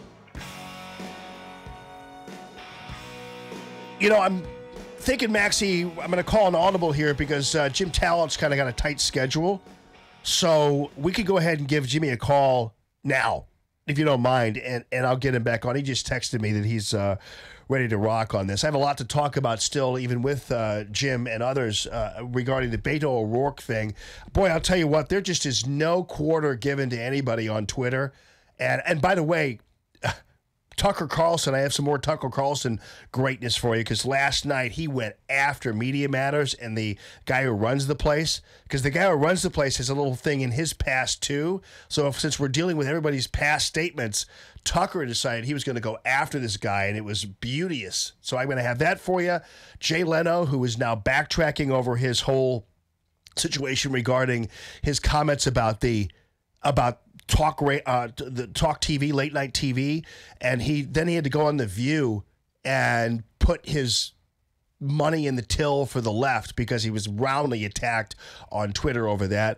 And then Beto O'Rourke, who's announcing for president today, we believe, and he's basically officially launching it and saying to Vanity Fair or one of these magazines that he was born to run. And so that, of course, was met with a bunch of left-wing lunacy because he dared say he was born to run. So these guys just eat each other alive, and it's actually fun to watch, but it's interesting to point out. Also going to follow up on the grounding of the 737s. I still believe that was unnecessary. I believe that when you have a country like Ethiopia, which doesn't even have the technology to investigate its own black boxes after a crash, then I'll tell you everything you need to know about whether or not these guys are truly equipped even to fly airplanes or maintain them in the proper fashion. I'm just saying, this is costing Boeing $1 billion so far in terms of their stock and everything else, and I think this was a rash decision, unnecessarily made, and not defensible by any factual basis. And yet the president was forced to do it because everybody was acting as if it was the president who designed the 737, and so he had to act, and we'll talk more about that. In the meantime, ladies and gentlemen, Jim Talent. Jim Talent, how you doing, buddy? Yeah, I'm doing fine, Jamie. How are you? I'm doing fine, thank you. I don't know whether you have an opinion about the 737 issue one way or the other, but I do have to tell you, this was... and I know you've been around government for a while, and the FAA isn't perfect, and I get all that. But the fact of the matter is, this doesn't seem to really, the punishment doesn't seem to fit the crime. And I realize, obviously, lives are at stake, and you have to really be careful. And we've had 2 incidents where something happened, but it was overseas. We have 737s littering the sky here in the U.S., these MX-8s, and nothing really has happened in those cases. Mm-hmm. And so I think that, and I think there was a certain level of pressure, and part of it had to do with this already built-in aggression, not only towards President Trump and the U.S. government under him, but also towards Boeing. And I think there's a lot at stake here. I mean, Boeing is in a very competitive race with Airbus, and I think that sometimes you have to be careful in terms of making these kinds of decisions, because this will have long-lasting effects, I believe, on Boeing. I like the way you analyzed it. Now, I think what I could contribute to this is to say this, that there are some decisions that you really can't fully and objectively critique unless you know what the decision maker knew. Yes. Okay, which we don't. So I presume, and I'm going to be certain, that the president was briefed, probably by the FAA, the experts in several agencies. And so if the president, so here's the situation the president faces. If they're reporting to you any cognizable safety risk, you're going to ground the fleet, right? If they are saying to you, look, we really don't think there is, Mr. President, but we're concerned about a panic out there, and you may decide yourself, if I ground them for a few days and we check it out and report that it's okay, then actually the air transportation system and Boeing are going to be better off because we can put this to rest. So we just don't know what he was told, okay? But I suspect that you are correct, that this is not a problem in the aircraft, and I think I suspect that's what they'll conclude pretty quickly. And it's terrible, obviously, the tragedies and then, the impact, but, these things happen in the world. And if you're the president, you have to deal with the situation that's given to you. You can't just wave a wand and make it what you want it to be, right? Yeah, and I think there's also a calculation there, Jim, where you have a situation where Boeing's like, okay, and the president for that matter, and others who are looking at the long-term ramifications of this is, okay, let's do this so that we don't have 24 hours of the news media and other people who don't know anything about this airplane calling it unsafe. Let's take a break, take a breath, get them grounded, and work on whatever we're doing, but then we don't have to worry about the constant drumbeat of criticism and pressure for the FAA to do something. So there is a little bit of a forced bloodletting here just to kind of ease the pressure a little bit, and maybe that's a calculation too. That could very well have been behind it. And, we think of presidents as being in control of events, but, Lincoln said, I have to confess that I haven't controlled events, but events have controlled me. And what he meant by that is that, decision makers have to choose among the options that are actually available. And often you're choosing among unpalatable options and trying to pick the one that is least unpalatable. And I suspect that's what the president did here. Now, again, we don't know. They could have come, and it's possible they came and said, look, we do have a concern about System A or something.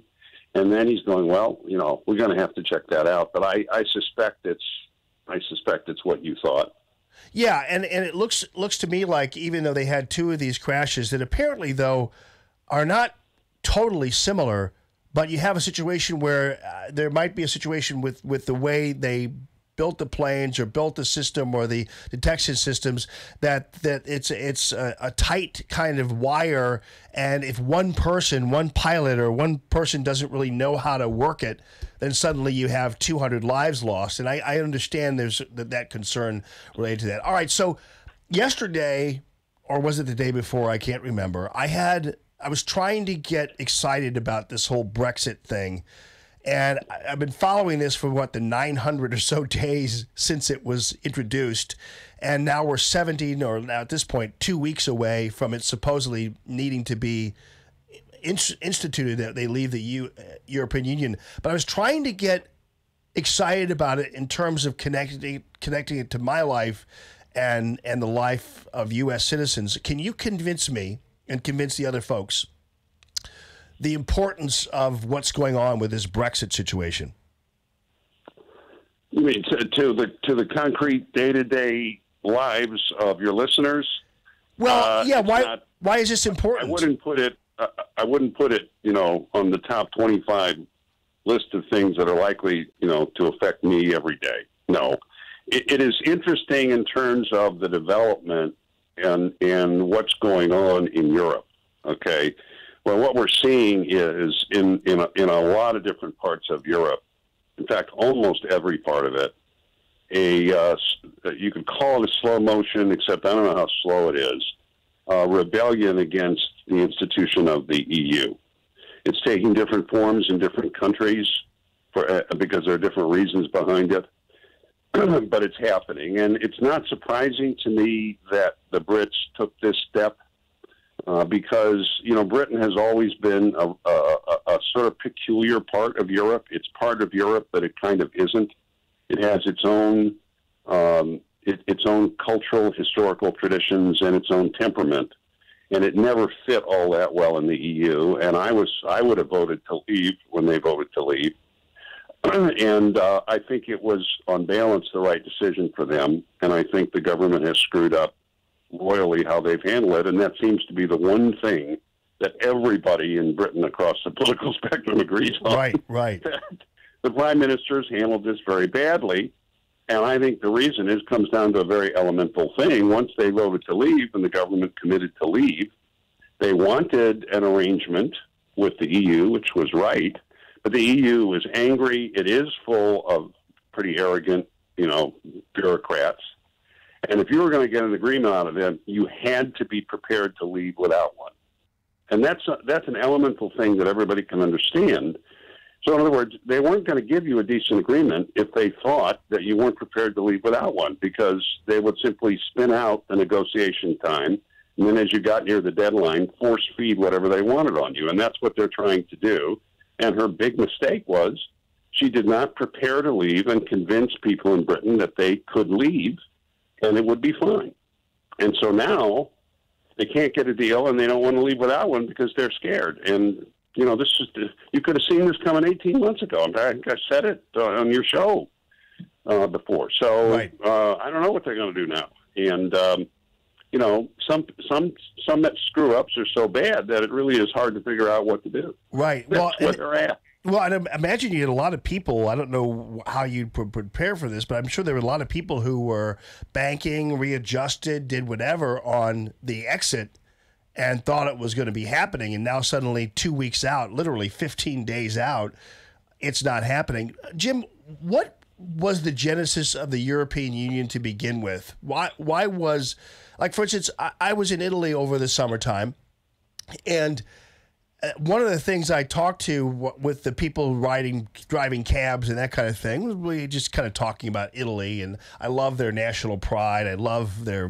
vigorous love of their country, and one of the things that even the young people were talking about was the fact that they don't even like the euro. It's kind of like they feel like when a country. I'm actually a coin and stamp collector, right? And one of the fascinations I find with coins and stamps is that they are one of the most amazing things about it and beautiful things about it is that countries oftentimes use their currency as an expression of national pride. It's like their paper money in particular. And so they like to be able to express their national pride, especially a lot of third world countries do that. Some of the most beautiful stamps come from Indonesia and Guyana and Trinidad and Tobago. You'd be shocked at how beautiful these stamps are. But it's because these countries, it's the one way they can show their national pride. So they have their people on there, they have their flowers on there, whatever it happens, their animals, whatever. But one of the things about turning to the euro is that of all the countries in Europe, I believe Italy is a superior one in terms of its nationalistic pride and its pride in its country. They were talking about how they don't like the euro. They would rather have their old Italian money back. Yeah, well, I don't blame them. You ask how it developed. Like 40, 50 years ago, it was conceived as a sort of common market. In fact, it was called a common market, where they would gradually lower trade barriers and make it easy to trade between the countries as if the borders were not there. In other words, approach a situation where it was like intra-country trade, which I think most people thought was a really good idea. Then they started giving additional powers to the EU to control policies that were less and less related to trade. So, for example, what are your labor standards and what are your safety standards? Because everything is connected, but albeit indirectly to trade. And then they decided to start a currency union where they would have a common currency, and now you're getting into real trouble because, not to get too complex with it, but control over your currency is an important tool of economic management. And so what they have now, and this is one bone of contention, they all have to use the EU, not the Brits, because they never went into the currency union, okay? But the southern European countries in particular, Italy and Greece, their economies are so different from Germany and the Nordic countries, okay, that they're forced to use a currency that's tremendously overvalued for them in terms of their own economic fundamentals. And as a result, if you trade with an overvalued currency, it's very hard to trade because your goods are overvalued, okay? Tourism tends to go down because it's not as inexpensive to travel to Greece as it should be, and you can't, when you get into debt, you can't use inflation intelligently to try and ease your way out of the debt. And then they started forcing like high tax austerity policies on these countries, and after a while you realize the Germans are basically running us. In fact, if you Google it, you'll find a lot of articles saying the Germans won after all. They're just ruling Europe through the EU. And so the problem is they've tried to create this United States of Europe when there's not enough of a commonality, as you point out, in the different national traditions and circumstances. And that's the problem. And it's exacerbated by the fact that the authorities who run the EU are not democratically accountable. They're not really elected by anybody. They're picked by a group of elites. I mean, the attacks on the EU are correct in that sense. They are unaccountable. And people don't like that. They kind of want to be ruled by people that they've chosen. Right. Right? And I don't blame them. So the Brits finally said, we've had enough of this.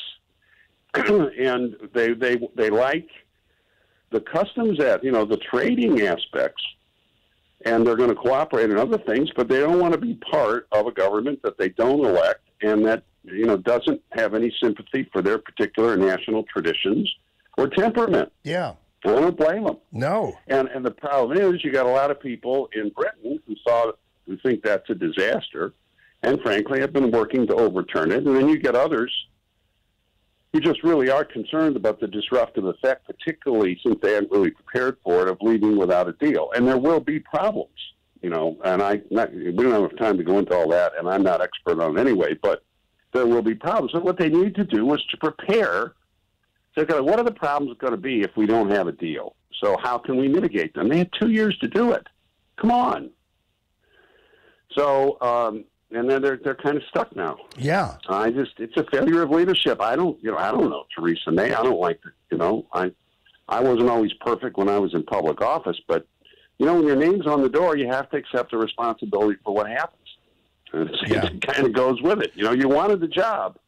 Right. Well, unfortunately, people ought to think twice before. I used to say to Romney, and he's the only presidential candidate. Well, I've been close to some others, but he's the only nominee I was ever close to. And I said to him, look, one question to ask yourself is, do you want to be president if your presidency is going to fail?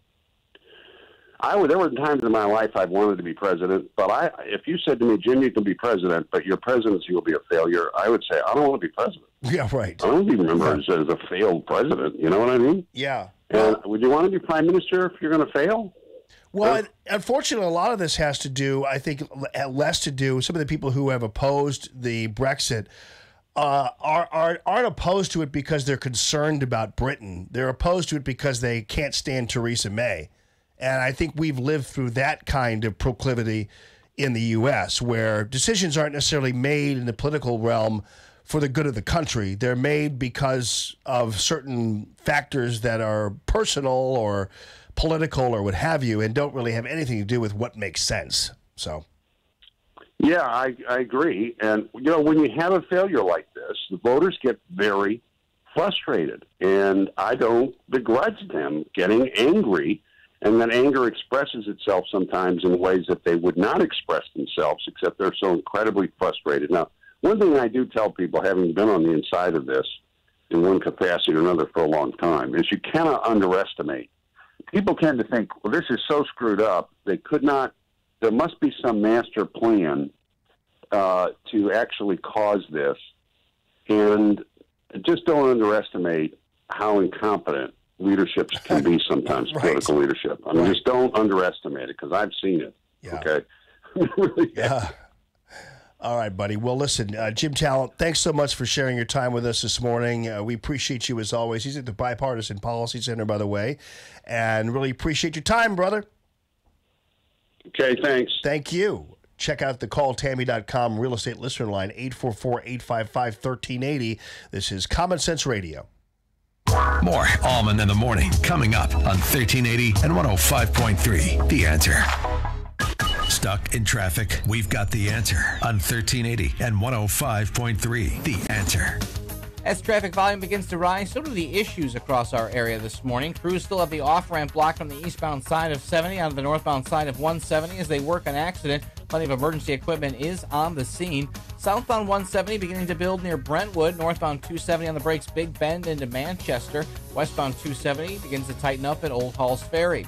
Eastbound 6440 on the brakes this morning. Clarkston and Timberlake Manor also spotting delays in between 170 and Big Bend, and a few slow spots on the westbound side of 6440 between Hampton and Laclede Station. This traffic report is sponsored by the T.J. Martell Foundation. The T.J. Martell Foundation, music's promise for a cure. To learn more, visit tjmartell.org. That's tjmartell.org. I'm Dominic Fortini with your St. Louis Metro traffic on 1380 and 105.3, The Answer. I will tell you that when it comes to root canals, sometimes you're like, oh no, it's going to take me forever, and I'm going to be laid up forever, and blah, blah, blah, blah, and I'm going to take an appointment. It's going to take my entire work day. Well, let me tell you something about Dr. Anna Smith and Dentistry with TLC, and also her husband Travis, who is operating the CPAP sucks side of the business. This is a family-run operation, and nobody is better than Dr. Anna Smith at not only embracing the new technologies, but also joining that with tender love and care. That's where the TLC comes in at dentistrywithtlc.com.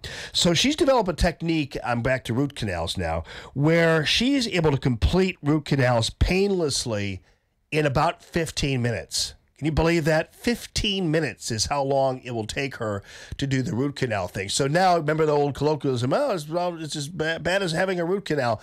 Well, now 15 minutes, Dentistry with TLC and Dr. Anna are making it as easy as pie, and you can even do it, and then you'll be back on your lunch hour, and you'll be back at work or whatever it happens to be that you're doing. And she also has the implants, less than 10 minutes while you're completely comfortable there. So you have the root canal or you have a tooth pulled, whatever, the implants she has for you, available for you in 10 minutes. That's pretty amazing.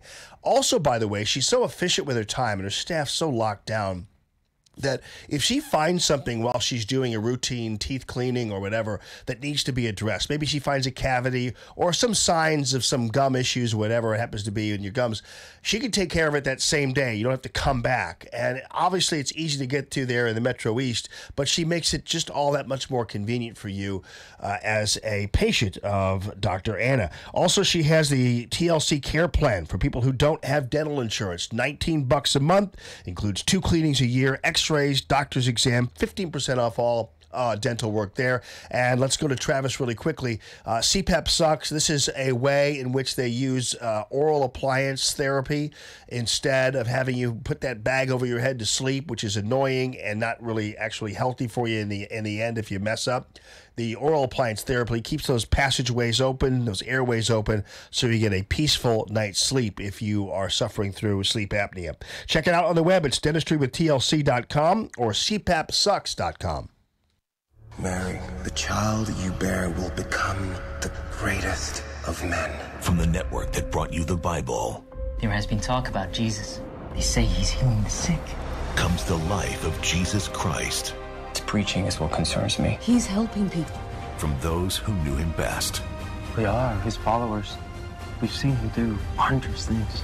I am the resurrection and the life. Jesus, his life. Monday, March 25th at 8 on History. Are you looking for your dream home, but it doesn't seem to exist? You've tried to figure it out on your own, but don't know what step to take next? Don't worry. I'm Tammy, owner of Tammy Mitchell Hines & Company, and my team and I are ready to help ease that stress. My team serves Monroe, St. Clair, and Madison counties in Illinois. So go to calltammy.com to set up your stress-free appointment today. Give me an idea of what you're looking for, and we will do the rest. If you buy or sell a house with me, you can use my moving truck for free. Just go to calltammy.com.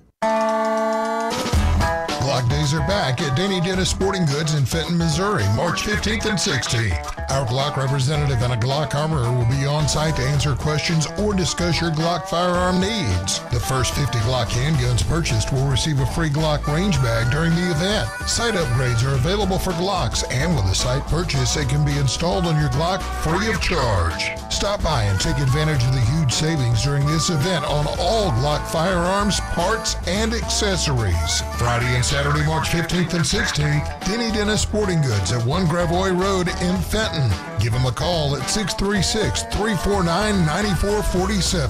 636-349-9447. Glock Days are back at Denny Dennis Sporting Goods in Fenton, Missouri, March 15th and 16th. Denny Dennis Sporting Goods in Old Town Fenton is celebrating Glock Days. Like Denny Dennis on Facebook to get in on their specials. KXFN St. Louis, K287BY St. Louis. Curtains, shades, blinds, shutters. What are the best for living rooms or bedrooms? Hey, it's Allman from Allman in the Morning. I want to tell you about the quality customized service you will receive when you call my friend Michael Proctor at Proctor Drapery. Michael is an interior designer with exceptional expertise when it comes to window treatments for your home or business. Michael has served our St. Louis area since 1974 with the highest quality and value for custom drapery, blind, shades, and shutters. He's also the top-tier Hunter Douglas priority dealer and your first choice for Norman Plantation shutters. Those are beautiful. Call Michael Proctor today and schedule your in-home consultation with Michael's mobile design unit. He will come to you. Weekend and evening appointments are available. The one-on-one appointment with Michael will ensure the look is exactly what you're looking for in your home or business. So cut down on the risk of error. Schedule your appointment today with Michael Proctor. Proctor spelled like doctor, proctordrapery.com. Dennis Prager, this morning at 11. Now, more Common Sense Radio with Allman in the Morning on 1380 and 105.3. The Answer. All right, coming up, your phone calls are welcome. The calltammy.com real estate listener line, 844-855-1380. Jay Leno backtracking. That's straight ahead. News this hour from townhall.com. I'm Rich Thomason. French aviation safety experts now working to extract data from the black boxes of the Ethiopian jetliner that crashed last Sunday, killing everyone on board. The U.S. has joined a host of other countries in grounding the MAX series of planes for now. President Trump is renewing his threat to veto a congressional resolution revoking his declaration of a national emergency at the southern border. With several Republican senators expected to join Democrats in disapproving the emergency declaration, the president says he is prepared to veto if necessary. In a morning tweet, he calls the situation at the border a national and humanitarian nightmare, but one that can be fixed with better security. The president has yet to issue a veto during his administration. White House correspondent Greg Clugston. Former Texas Congressman Beto O'Rourke makes it official, appearing this morning in a video with his wife. Amy and I are happy to share with you that I'm running to serve you as the next president of the United States of America. More than a dozen Democrats seeking the party's 2020 presidential nomination.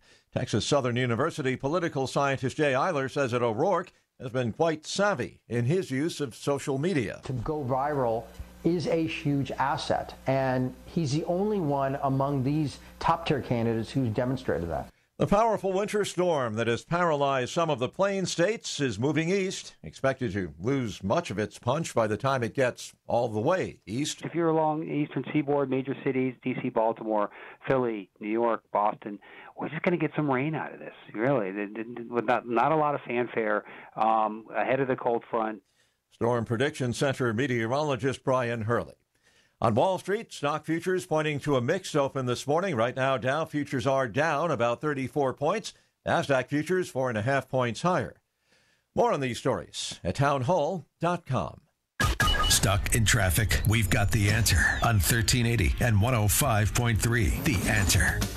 Emergency officials have the off-ramp blocked because of a crash from eastbound 70 on the ramp to northbound 170 this morning. Starting to see a few more delays pop up across the area as traffic volume gets on the rise, especially on the northbound side of 270. Thicker traffic now between Tesson Ferry and Manchester.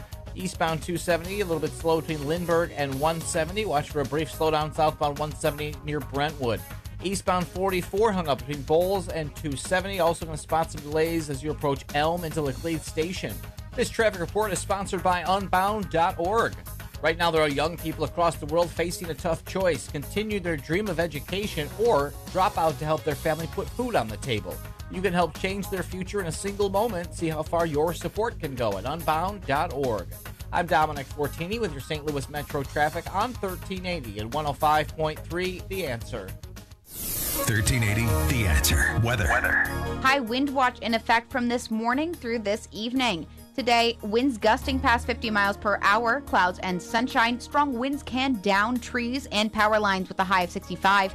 Tonight, overcast, breezy, and cooler with a low of 36. Friday, cloudy, breezy, and cooler with a high of 44. I'm Jillian Ford with your St. Louis Metro forecast on 1380 and 105.3 The Answer. I'm Lou Dobbs. Verizon adding 5G service in 2 major cities. Walt Disney World raising ticket prices again. Almost 900,000 Fiat Chrysler vehicles recalled. Those stories next. G'day, I'm Scott from Plug-in Pest Free. I want to personally thank all my Plug-in Pest Free customers who've taken the time out to call, write, and who have left messages to thank me for ridding their homes and businesses of unwanted rodent and pest problems. So from me to you, I thank you. Plug-in Pest Free is the only scientifically tested and, more importantly, consumer-proven electromagnetic pest management system since 1995. Why put up with those annoying rodents and pests any longer? Plug-in Pest Free is 100% chemical-free, making it your safest bet to manage your rodent and pest problems around your family and pets.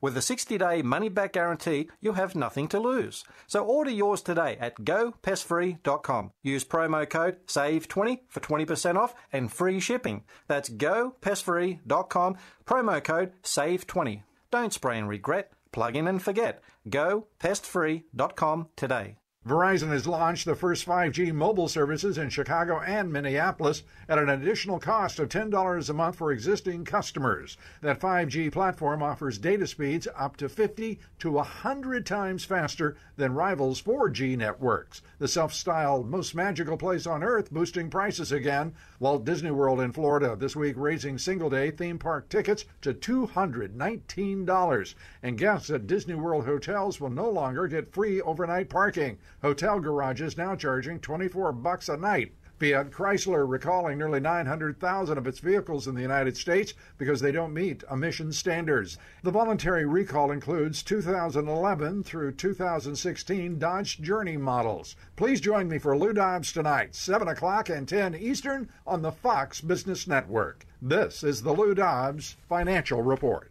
Dana Lash. This is where some people try to hit capitalism, and they try to say capitalism removes this social welfare net. That's not capitalism that is responsible for it. It's selfishness. That's the problem. I think that when you are blessed, through that you bless other people, because that's what I think you're supposed to do.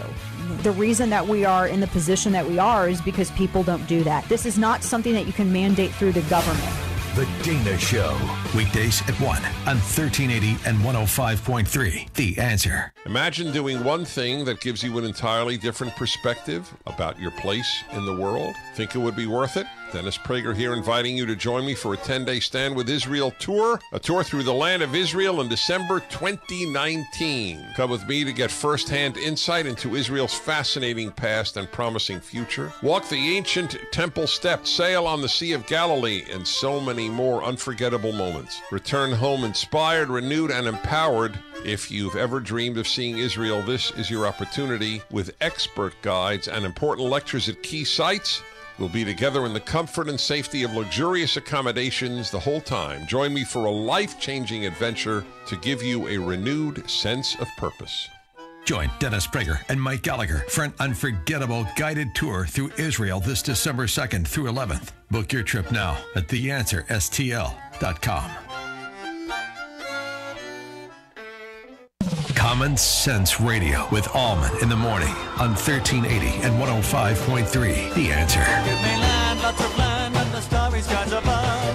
Good morning, everybody. Good morning this morning. Good morning this morning. Hour number 2 of Allman in the morning. Common Sense Radio. Your phone calls are welcome. Call Tammy.com. Real estate listener line is open. 844-855-1380. Don't forget to download the Stream app at theanswerstl.com, people. That's how it all goes down. So, of course, you all know that even within the reaches of the left, they are just relentless towards each other. When they're not busy just bothering Donald Trump and harassing conservatives, they are also busy harassing each other, which is fun to watch, obviously. And Beto O'Rourke, of course, has the temerity of being white for some of these people on Twitter. And so when a white person says they are born to run for office, they automatically skip to the, oh, privilege, huh? You think you're privileged? You're privileged. It's like, oh, come on, people. Really? Now, listen, I'm no fan of Beto O'Rourke. I think the guy's really kind of an empty suit, and I think he's a little phony, and I think he's a loser as he lost the U.S. Senate. So I don't buy into the Beto O'Rourke just like RFK deal. It turns out anybody who is, under 50 and white in the Democrat Party is the next Robert Kennedy for some reason. But he's the guy. He's they love how he talks, and he stabs at the air, with his political thing and way of doing things. And you know how these guys always do the thumbs up thing. Phil, I don't understand this whole thumbs up thing that they do. I just want to say, man, he skates too, dude. He does? Skates, bro. Like he's a hockey skater? No, he's a skateboarder. Oh, he's a he is? Oh, yeah, there's pictures. I was just Googling him, and I just saw like a bunch of pictures of him skating in a punk rock band and all that stuff. He's just cool, man. That's not comfortable. And doesn't he drive around like in an old Ford pickup truck or something? Yeah, man. I'm just, yeah. Well, here he is speaking to everybody, talking about. Does nothing to diminish the way that I feel about Texas or this country. Why did you go to the John Kerry School of Speaking? Do you really have to talk like that? How old are you anyway? How old are you, dude? How old is he? Since you know everything about him. I don't know that, actually. that's a good Well, then question. why does he have to talk like this all the time? John Kerry. That's what's so terrible about Snoop Droop Dog, John Kerry, Droop Face Dog, was always that he was just always like, I have to tell. It was like every single word coming out of his mouth was just like the next launch of the space shuttle. It's like, dude, come on. Calm down. But Beto's got this thing going, man, and the people who love him, and then of course he's met with a ton of aggression from the left, and so he's announcing this campaign today. I actually consider him to be fairly formidable. The only thing that will help conservatives in this matter is that he'll be taken down by all of the minorities on Twitter and everybody else who believe actually. It's funny how they think that because Beto O'Rourke says he was born to run, that's kind of this white privilege thing. I'll tell you one thing. You ask Kamala Harris, you ask Cory Booker and all these guys, they think they have the right to the presidency because of who they are. I always love this talk about white privilege when the reality is the only privilege I'm seeing out there would be among some people like Jussie Smollett and some of these other people who believe that the color of their skin puts them ahead of everybody else for some reason. So Beto's not the worst person in the world here, but he's got a certain level of swagger that could be formidable, but he'll just be a sacrificial lamb for President Trump. We're just waiting to see who's going to be the next Walter Mondale, really.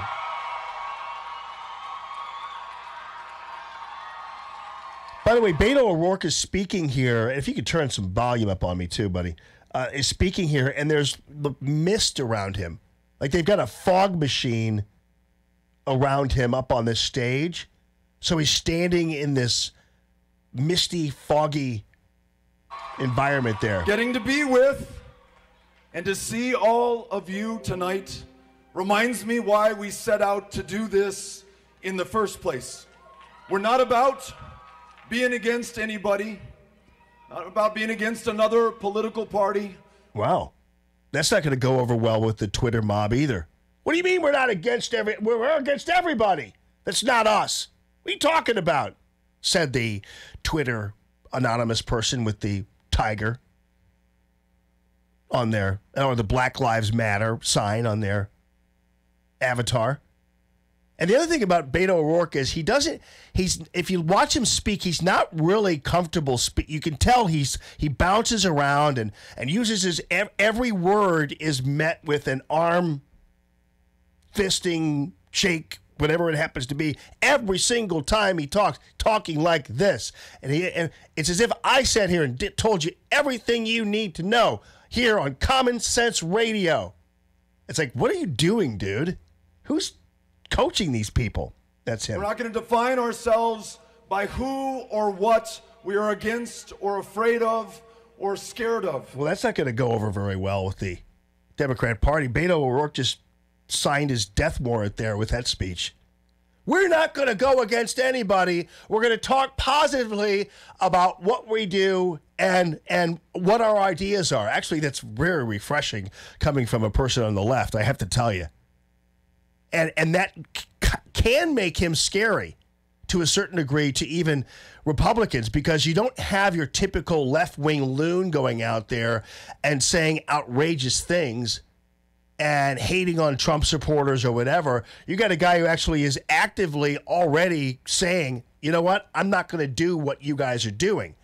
But that's a problem for the left, because right now the Three Stooges who were just recently elected to the Congress, who are out there mouthing off, and other people on the left in the media and beyond, they don't want a guy like Beto O'Rourke, because he's not feeding into their own narrative. He's not feeding into their own desires, which is, I mean, CNN doesn't like, they don't want a Beto O'Rourke around who's talking about, hey, I'm not going to attack this person. I'm going to talk about what I stand for. It's really a great branding opportunity as far as Beto O'Rourke is concerned. It's a good move on his part, but it doesn't fit in with the Democrat Party vibe, which is really all about ripping MAGA hats off of people's heads and taking their take-home bag off of their restaurant table because they happen to be supporters of Donald Trump. That's the Democrat Party. The Democrat Party right now is not Beto O'Rourke. It's Maxine Waters and Al Green. Al impeached the President Green, and Ocasio-Cortez and Omar and Tlaib. That's the Democratic Party right now. So instead of actually going on Twitter and attacking Beto O'Rourke because he said, I was born to run, which really is kind of an innocuous phrase. It's not, shouldn't be anything offensive to people. There are lots of people who believe they were born or designed to do something and be somebody. I mean, that's not a bad thing. But the left just savaged him on Twitter and beyond, and talked about how he has this Messiah complex and white privilege and everything else. Poor guy. I actually feel sorry for him. But he certainly is talking differently than a lot of Democrats, which actually separates you ultimately from them. And when you have a big field like that, and you have the one guy who seemingly, even though you don't like his ideas, he seems to be a well put together guy in terms of, you know, what he's saying, that could be the danger. That's the Bill Clinton back in the day when, remember, I'll never forget seeing that table full of Democrat candidates. And I think there were 10 or 12 of them. And Bill Clinton was not even thought of as possibly emerging from that group of individuals. But, wow, what happened to him? But he separated himself. He was a different speaker. He took a different approach. He was less firebrandy and more idea-oriented. And look at the progress he made. Look what happened. So watch out for Beto O'Rourke, but the only thing helping us who might be afraid of him is the fact that the media will not allow him to succeed. and the left wing won't allow him to succeed, and Twitter won't allow him to succeed. So we don't have to lift a finger to watch Beto O'Rourke be swamped by his own people. That's what's going to happen, because right now he's not talking properly. Getting to be with and to see all of you tonight reminds me why we set out to do this in the first place. We're not about being against anybody, not about being against another political party. We're not going to define ourselves by who or what we are against or afraid of or scared of. The audience is like, no, don't say that. They're sitting there not even cheering it. Now they are, but it took them a while to digest that. We are great people, ambitious, defined by our aspirations, the hard work that we are... Gosh, he's talking positively about the country. They're going to hate that in the Democrat Party. We are a great people. What do you mean by that, Whitey? You just said the word great. That's racist. White privilege. And that's not going to come from us. It's going to come from his own people. Willing to commit in order to achieve them. Every single one of us. He wants to make people great again. That's not going to go over very well. Republicans, Democrats, independents, from the biggest of cities, from the smallest of towns, the people of Texas want to do and will do the great work of this country.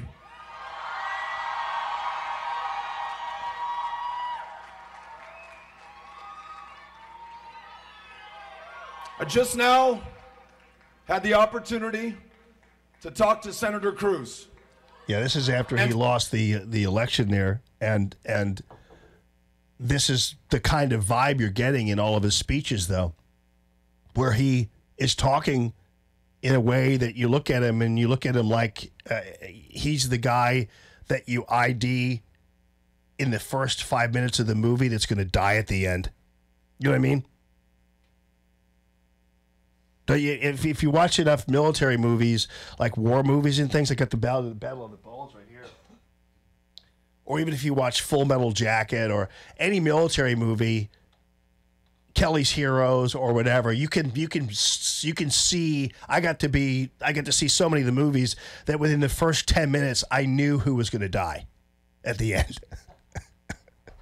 I'm not kidding you.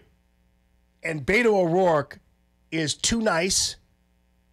He's too normal, and he's like Marilyn Munster in the Democrat Party right now. And there's a chance. I guess it can go either way. It could serve him well, and he could just emerge as the big money Democrats and liberals start to love on him like they loved on Barack Obama. Or he could be devoured by the left-wing Twitter mob and beyond. So it could probably go either way. But if I had to bet, it will not go well for him. But I don't know. I mean, I would, but it's not that I don't want it to go well for him. What I'm saying is, though, that if you're afraid of a Beto O'Rourke and you're afraid of this, believe me, the media will get bored with him. The left wing will call in the usual tropes that he's too white now to be fronting the Democrat Party, and that's going to be the problem with Beto O'Rourke. But good luck, buddy. He's running for president. He's 46. He's 46. So he doesn't fit in with the current Democrat Party, and to me, that's good for him as a person and good for the party. But the party has left him already. They're not going to be into him. He's too nice. Doesn't call everybody racist, xenophobes, bigots, and doesn't call people names and things like that. And that's not going to work in this campaign. But nice guy. Good luck, buddy. It's Common Sense Radio. Live from the Arrowhead Building Supply studio, this is Allman in the Morning on 1380 and 105.3. The Answer. Stuck in traffic? We've got the answer on 1380 and 105.3. The Answer. We begin with some good news as crews reopened the off-ramp from eastbound 70 onto the northbound side of 170 after an earlier morning crash. Delays getting thicker across our area this morning. Brake lights southbound 170 begin near Brentwood into 6440. Eastbound 270 slowing Lindbergh to 170. Westbound delays begin at 367. Northbound 270 locked up between Tesson Ferry and Manchester. Also seeing some brake lights on the eastbound side of 44 between Elm and the station. This traffic report is sponsored by Positive Coaching Alliance. Got issues with youth or high school sports? Positive Coaching Alliance can help. PCA, a national nonprofit, offers more than 1,000 free online resources for youth and high school sports coaches, parents, students, and administrators. Visit PCADevZone.org. I'm Dominic Fortini with your St. Louis Metro traffic on 1380 and 105.3 The Answer. Man, I gotta love Michael's Flooring Outlet because I am an avid customer of Michael's, but also I am a person who is more than able to tell you all the wonderful things about Michael's Flooring Outlet because I have experienced them.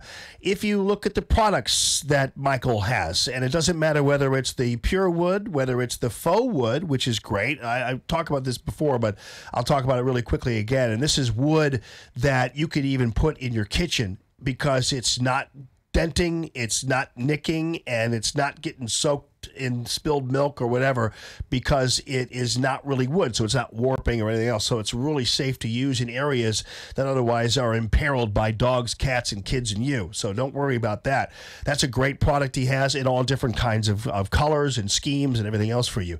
The pure wood is great. He installed an entire second floor for me when we discovered that the wood was deteriorating once we picked up the carpet, and so he did an entire wood floor, but the challenge was matching it with the bottom with the first floor because it's a 100-plus-year-old home. And so we wanted to have the same kind of symmetry there with the flooring, and he was able to achieve that with the staining and everything else. That's because he has installers that are really good at what they do and know every kind of product backwards and forwards. So there's a separate installer for the laminates, or maybe there's a separate installer for the ceramic tiling, the wood flooring. He has everybody with their own level of expertise ready to install that product for you, and he's got some great pricing opportunities for you and packages for you, whether it be your home or your business, and he'll take really good care of you. Right now, if you go to Google and try to review, find out how people are reviewing Michael's Flooring Outlet, I'm telling you, the average is 4.9 out of 5 in terms of reviews.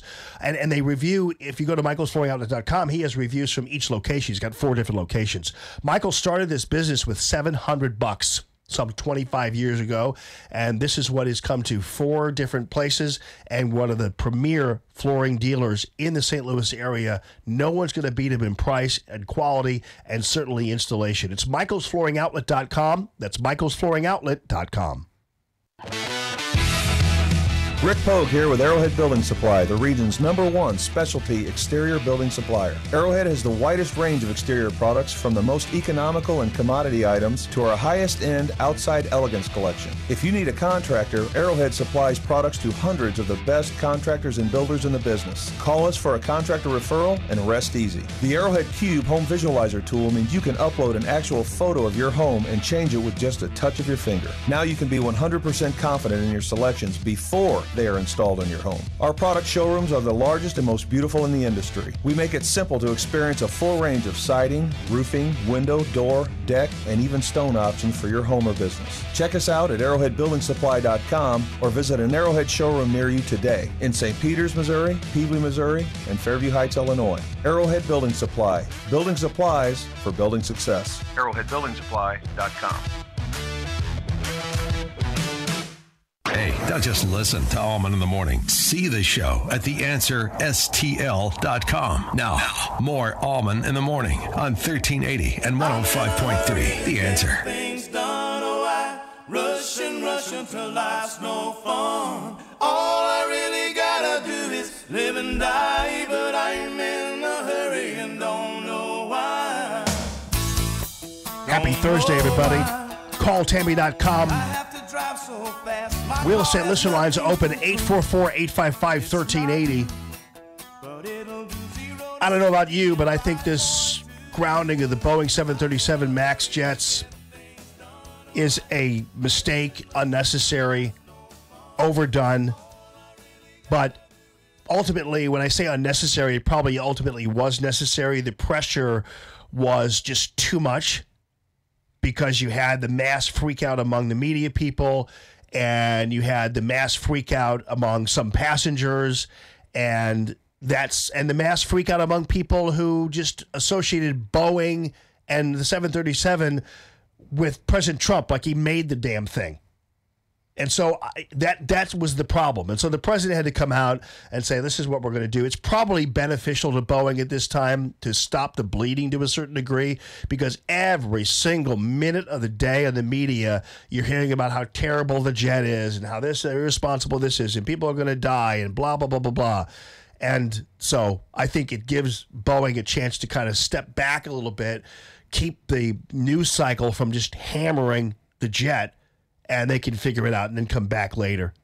I mean, you have aviation experts like Al Green going to the floor of the House and deciding he's going to chime in on the problems with it. I mean, this was you talk about overdone. And talk about proof that these people in Congress have nothing better to do than just simply babble in front of microphones. Yeah, aviation expert Al Green. Mr. Speaker, and still I rise. And I rise today because I love my country and because I love the people and I love their lives and I care about them. And because I love them and I care about them, I call upon the President of the United States of America to ground the 737 MAX D. Yeah, way to go out on a limb there, Paul Revere. I mean, come on. This guy is such a hack, and he's the one out there talking about bringing articles of impeachment. And he decides, you think Al Green gives a rip about anybody flying in a 737 MAX 8 or MAX 9? He cares only about grandstanding on the floor of the House. And I certainly wish, I don't know whether it's Al Green or a Republican lawmaker or whatever. I wish these guys would actually do something for a change. Work. What are these people doing up there? Every time I see a congressperson, they're standing in front of a television camera or on a microphone someplace, or like Al Green on the floor of the House. But so far, I don't see them doing anything. This must be the easiest job in the world. Maybe we should just simply shorten their work week to 1 week. That should be the term of Congress. And get everything done at once, maybe. Too much time on their hands. It's Common Sense Radio. With SRN News, I'm Rich Thomason in Washington. French aviation safety experts now working to extract data from the black boxes of the Ethiopian jetliner that crashed last Sunday. The U.S. has joined a host of other countries in grounding the MAX series of jetliners for now.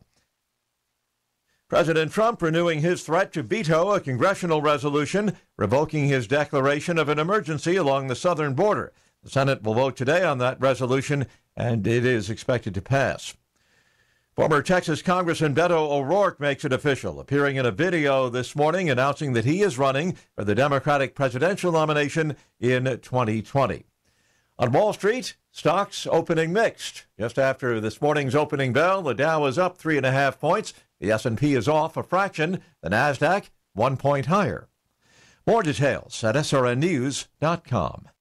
Stuck in traffic? We've got the answer on 1380 and 105.3. The Answer.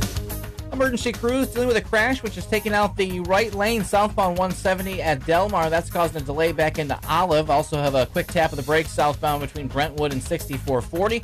Eastbound 270 locking up Lindbergh into 170 with some hefty slowdowns. Northbound 270 in place between Gravois and Manchester.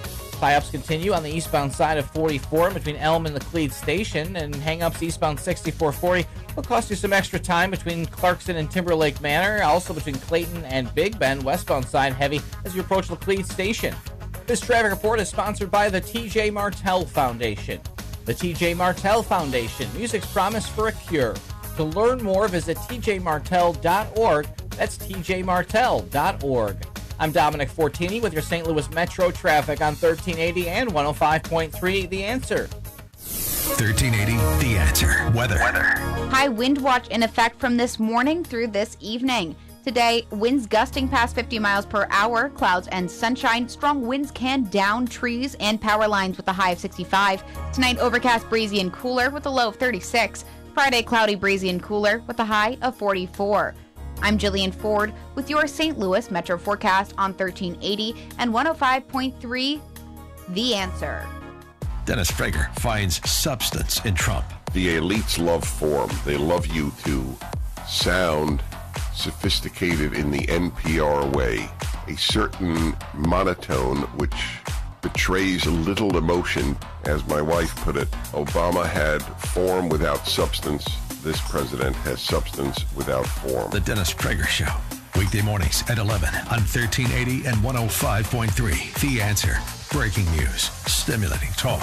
Did you know that every dollar you put into a piece of real estate makes you money 5 ways? Cash flow, money in your pocket each month. Equity capture, the thousands of dollars you create when you have the right team and buy the right property using the right map. Appreciation, real estate doubles in value about every 20 years. Equity buildup, renters pay down your mortgage each month. And finally, the tax advantage. We pay almost no taxes on our cash flow and capital gains. These are the 5 ways we make money in real estate, which is why real estate accounts for more millionaires in the world today than any other investment vehicle. You should have some real estate in your portfolio. To learn how, attend one of our free workshops. Call 866-971-8970 or go to 5wayswemakemoney.com and register for the next available workshop. That's 866-971-8970 or go to 5wayswemakemoney.com.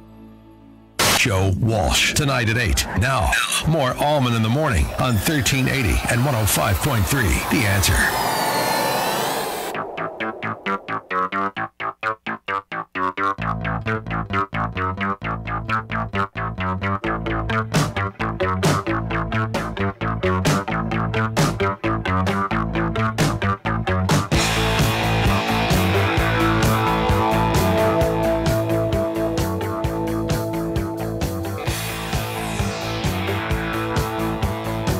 Isn't Beto O'Rourke or Beto in... Isn't he a congressman, right? Is he in Congress now?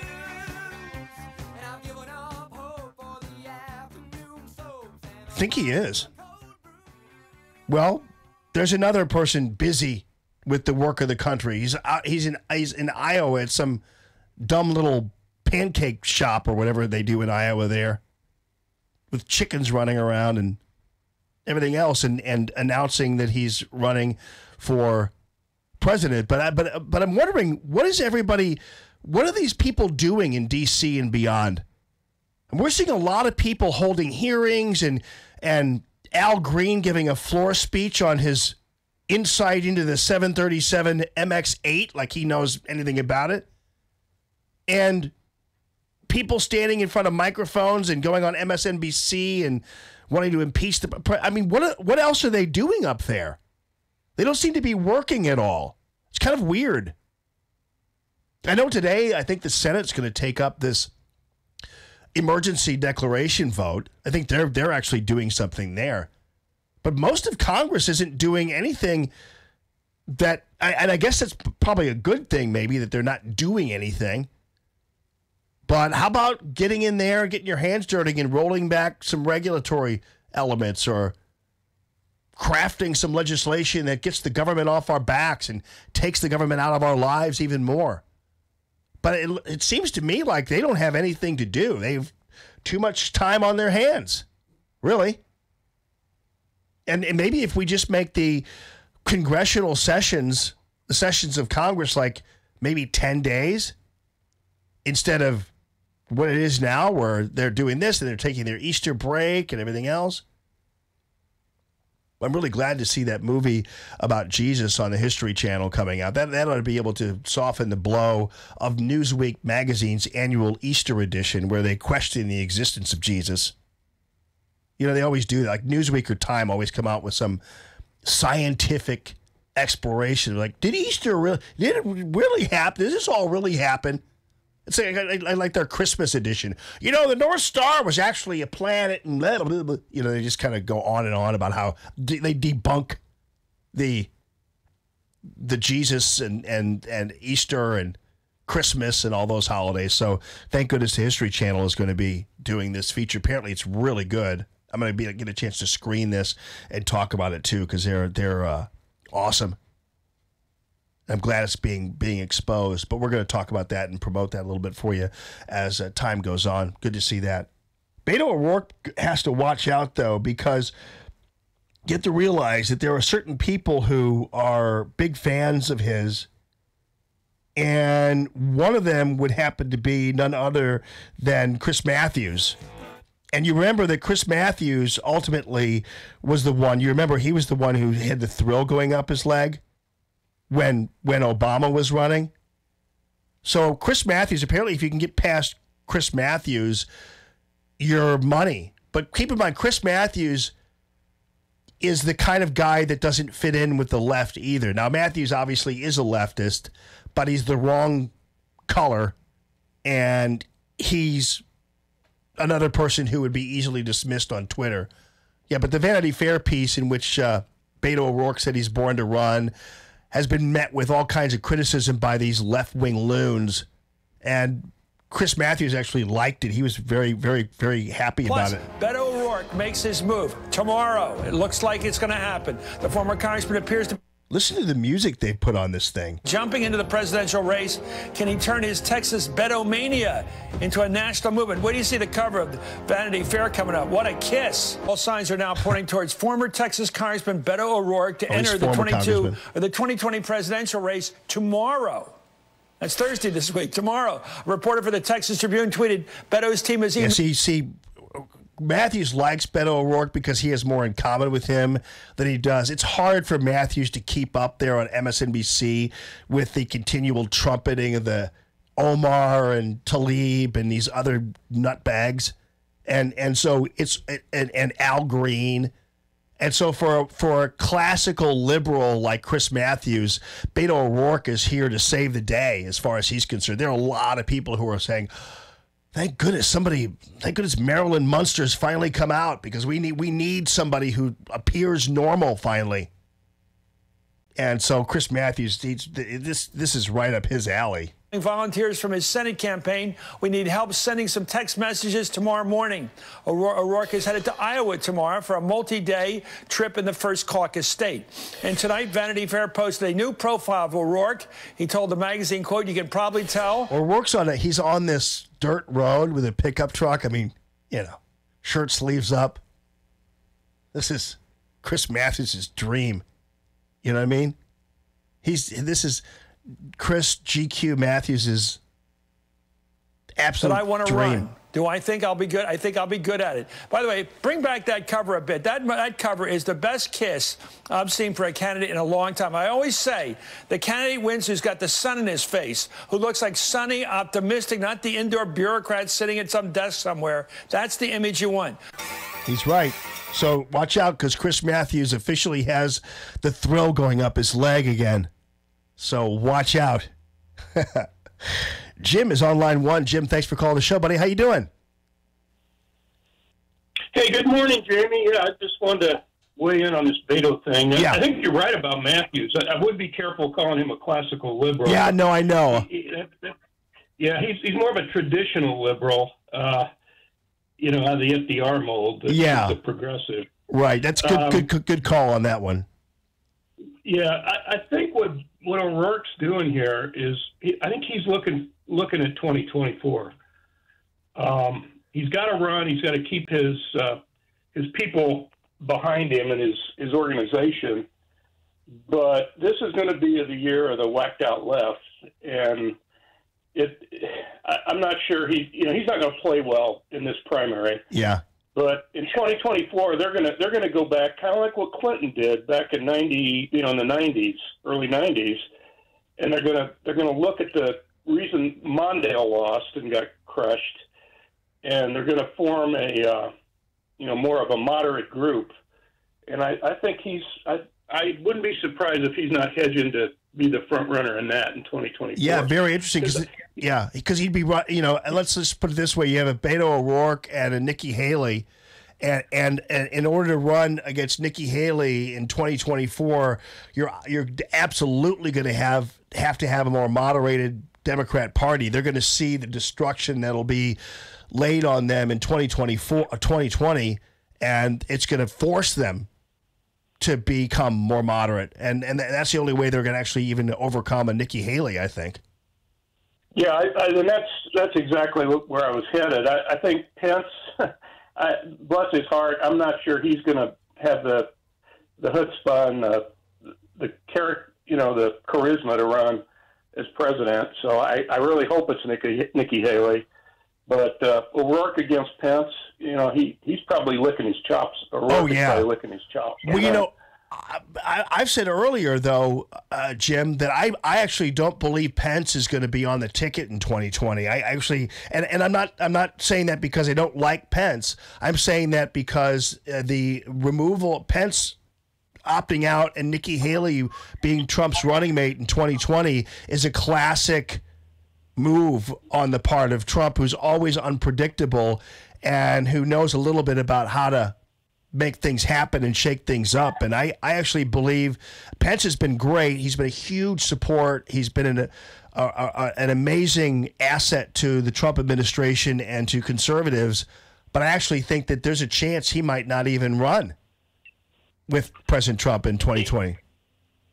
Yeah, I hope you're right about that, and I've been kind of thinking that too. I'd like to see a switch be made. I like Pence. I think there's some other things he could be doing for Trump besides VP. And, let's groom the next person to come in there and just take the torch and keep running. Completely agree. All right, Jimmy, thanks for calling the show, man.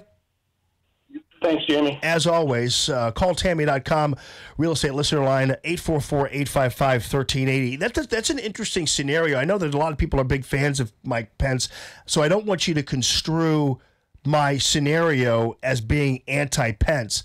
I'm just saying that 2020 is going to require a different type of vibe, and the president is fully suited. This is classic President Trump to actually recreate another brand within the brand, which I know you always need to stick to your brand. You guys know what I'm saying there. But Nikki Haley's part of that. She's just an adjustment. So President Trump, as we see this field of candidates, and many of them are minorities and women and that kind of thing, it's going to be a challenge for President Trump throughout this process, even throughout the primary process, whatever, if he's primary for that matter, but throughout the whole process, it's going to be a challenge for the president to adjust to that.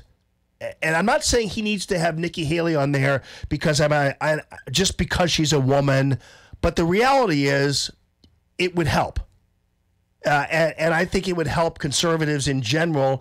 It would help solidify the vote among suburban Republicans. I know there's this whole, I think it's a myth still, but people still talk about suburban white women, blah, blah, blah, blah, blah, who still are going to support President Trump and Mike Pence if they run together.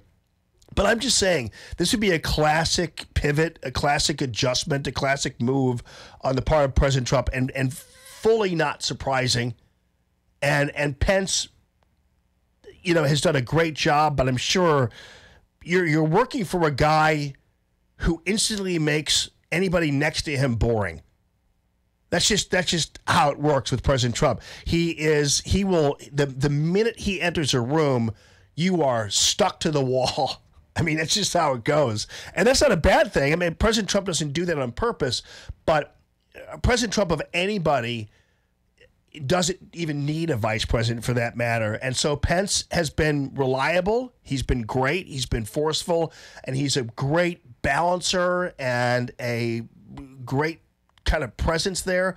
But I think that anybody could do that at this point under President Trump.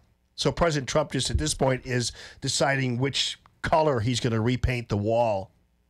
That's all he has to do. And I think Nikki Haley would be a great color to paint the wall with. Sorry to end a sentence proposition, but they didn't. Hey, Bob, thanks for calling the show. Line 2, what's up? Yes, I think you're totally wrong about Nikki Haley and Mike Pence. Millions of conservatives voted for Donald Trump only because he took Mike Pence as his vice president. They want Mike Pence for 8 years after Trump. The way I see it, you'll have Trump filling out his full 8 years. He'll be reelected. Then you'll have Mike Pence for 8 years. He will take Ted Cruz of Texas as his vice president because they're personal friends. And Mike Pence will take the North and the Midwest. And then Texas Ted, who is a devout conservative Protestant, will take the Bible Belt Southwest and South. They'll have an easy victory. And then Ted Cruz, after he's 8 years vice president, will be president for 8 years. And then he will take someone from Pennsylvania or Ohio as his conservative vice president. And that vice president, after 8 years, will be president for 8 years. You'll have 32 years of Republican presidents. And the reason I like that. The reason you have a turning point right now is abortion. The liberals have been murdering their babies through abortion ever since World War II. The liberals have murdered about 100 million babies who will never vote because the Democrats scream there is no voter fraud. But the conservatives, anti-abortion, almost all Republicans, have given birth to about 100 million babies. Now, everybody who was alive at the end of World War II is now 72 years old or dead. In 2035, they will be 90 years old or dead, and most people are dead by 90. So all the old liberals and old conservatives are dying off now between now and 2035, and the only voters left will be young Republicans. And the voters clearly show, all studies show, that children tend to follow their parents. If the parents are ultra-liberals, the children tend to be ultra-liberal Democrats. If the parents are arch-conservative Republicans, the children tend to be arch-conservative Republicans. So you're going to see for the next 30 years the wipeout of the liberal Democrats because they've murdered their children, and you're going to see the steady growth of conservative Republicans. And on top of that, young conservative Republicans have a much higher voting rate than young liberal Democrats. Everything is going in the way of conservative Republican, and Mike Pence is the absolute epitome of everything the conservative Christians want. And that's why they elected Donald Trump. They didn't like Trump. He was the lesser of two evils, but they loved Mike Pence.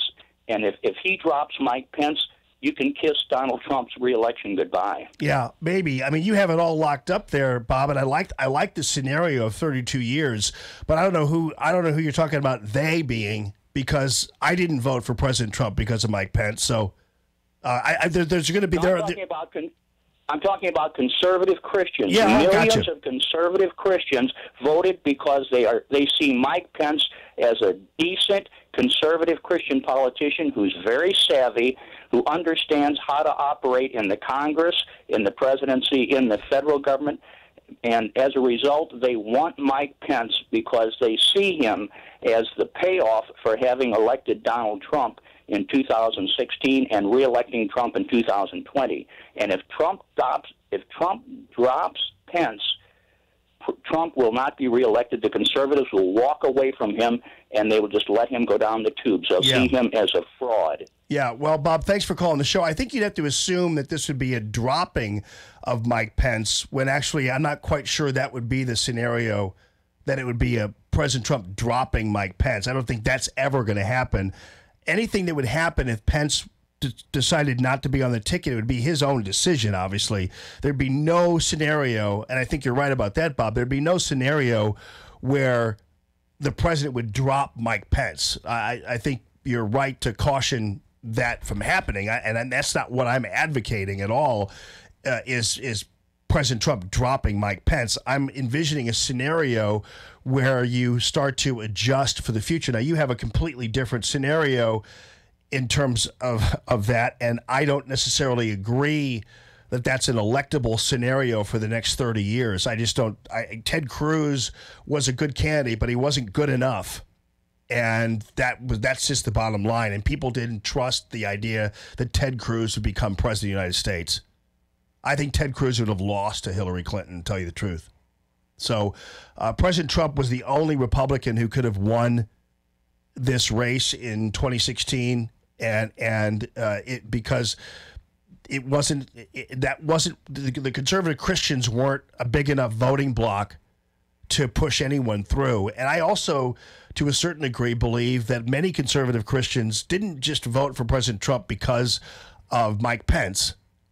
I guess I don't know what you're calling a conservative Christian. I have to be conservative and Christian, so I don't know whether that makes me a conservative Christian or not. But nonetheless, I believe a lot of people, even in the Bible Belt, so to speak, still voted for President Trump because President Trump managed to present to them a person who they knew would stand up for their rights, who they knew would stand up for them.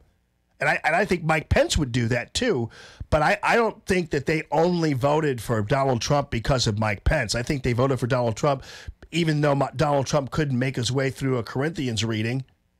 I think they didn't care about that. They cared whether or not President Trump would be protecting their interest and protecting them. But nonetheless, Bob, I like your scenario of 32 years or whatever of Republicans, awesome. But I just don't think that and again, the important element there with Bob's situation is, and there are a lot of people out there like Bob, and I appreciate you guys listening to the show and your influence on the election, but I'm not quite sure that if Pence left the ticket, that would be a dropping of Mike Pence, and I'm sure Pence, if he did leave, would only leave on his own.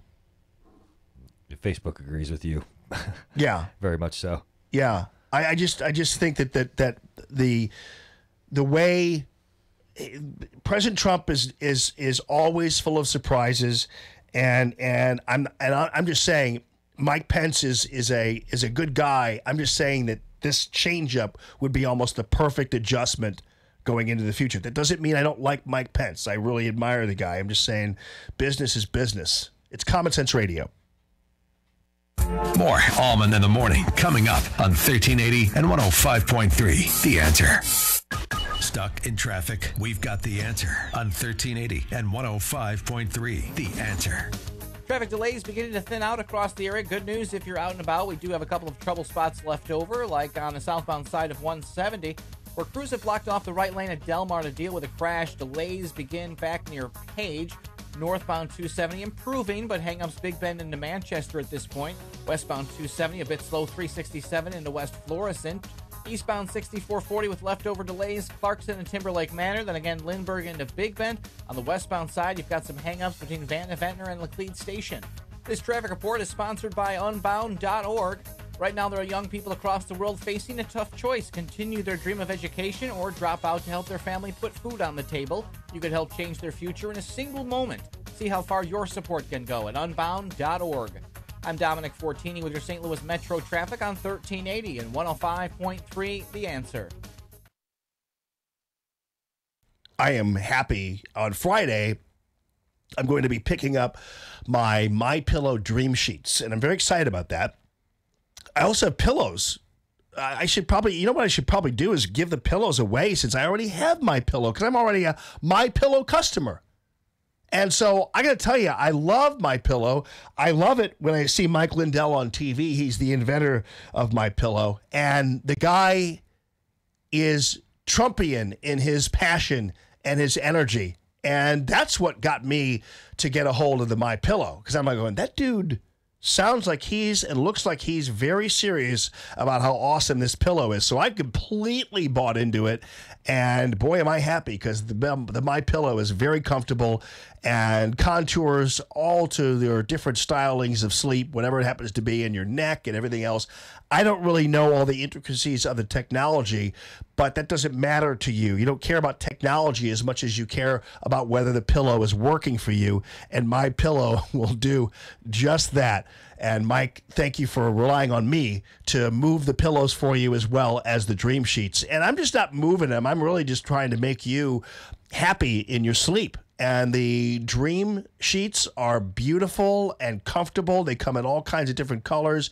And I will tell you, too, that they sleep you cool. And sleeping cool is kind of a weird thing. You're like, well, what does that mean? How do they have temperature? It's the fabric. It's the fabric that isn't rubbing against you and creating this static feel, and it just is nice. It's like you're sleeping on velvet. That's what it's like with the Dream sheets.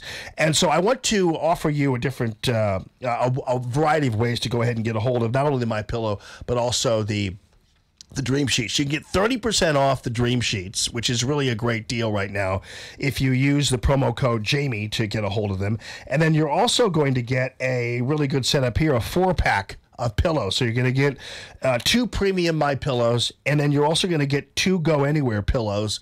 Plus, it's absolutely free free shipping. So that's a great deal for you as well. All you have to do is call 800-964-3187.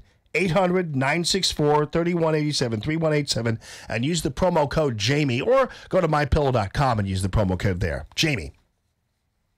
Business owners, self-employed, part-time employees, are you struggling to pay your bills because you no longer can afford your health insurance? Hi, it's Mike Gallagher. With Obamacare premiums skyrocketing, higher deductibles, and shrinking networks, let me introduce you to Dryden Camus Insurance Agency as the answer, the solution. Dryden Camus Insurance Agency has non-Obamacare ACA-compliant plans that do not fund abortion. There's no enrollment period, and you don't have to pay for expensive extras like pediatric dentistry or maternity care. Contact Joyce at Dryden Camus Insurance Agency and start saving up to 60%. Call 877-695-0245. That's 877-695-0245, or just go to kddi-ins.com. Cut through the confusion and save money with Dryden Camus Insurance Agency, serving Missouri and Illinois. This is the answer. This is the solution. Dryden Camus Insurance Agency. Just go to kddi-ins.com.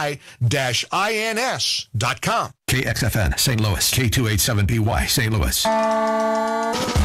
Glock Days are back at Danny Dennis Sporting Goods in Fenton, Missouri, March 15th and 16th. Our Glock representative and a Glock armorer will be on site to answer questions or discuss your Glock firearm needs. The first 50 Glock handguns purchased will receive a free Glock range bag during the event. Sight upgrades are available for Glocks, and with a sight purchase, it can be installed on your Glock free of charge. Stop by and take advantage of the huge savings during this event on all Glock firearms, parts, and accessories. Friday and Saturday, March 15th and 16th, Denny Dennis Sporting Goods at 1 Gravois Road in Fenton.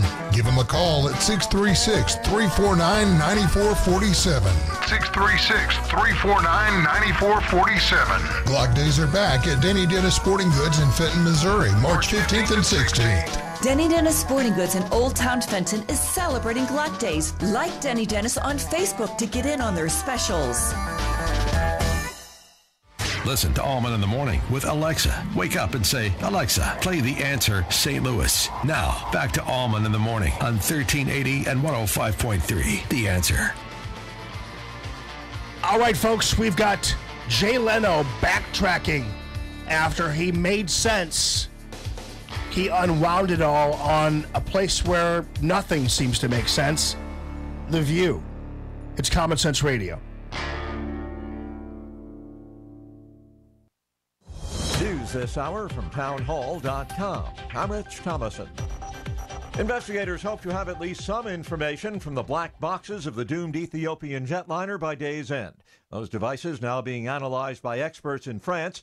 Here in the U.S., FAA Acting Administrator Daniel Elwell says his agency had to investigate before ordering all 737 MAX jetliners grounded. It is in our minds now a link that is close enough to ground the airplanes. He was on NBC's Today Show.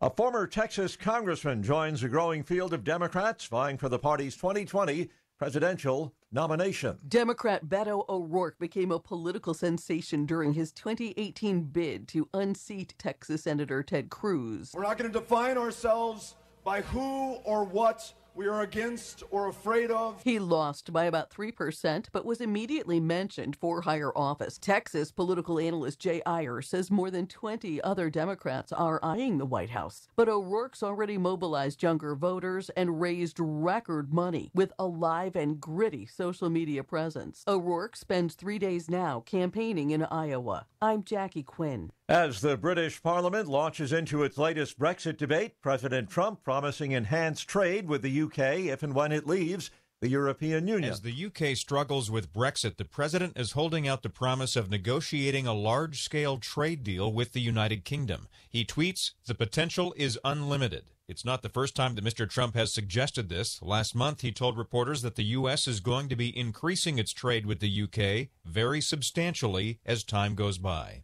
White House correspondent Greg Clugston. Wall Street, the Dow is down about 24 points. The S&P 500 index off 2. The NASDAQ a fraction higher. More on these stories at townhall.com. Stuck in traffic? We've got the answer on 1380 and 105.3. The Emergency officials have the off-ramp blocked because of a crash from eastbound 70 on the ramp to northbound 170 this morning. Starting to see a few more delays pop up across the area as traffic volume gets on the rise, especially on the northbound side of 270. Thicker traffic now between Tesson Ferry and Manchester. Eastbound 270, a little bit slow between Lindbergh and 170. Watch for a brief slowdown southbound 170 near Brentwood.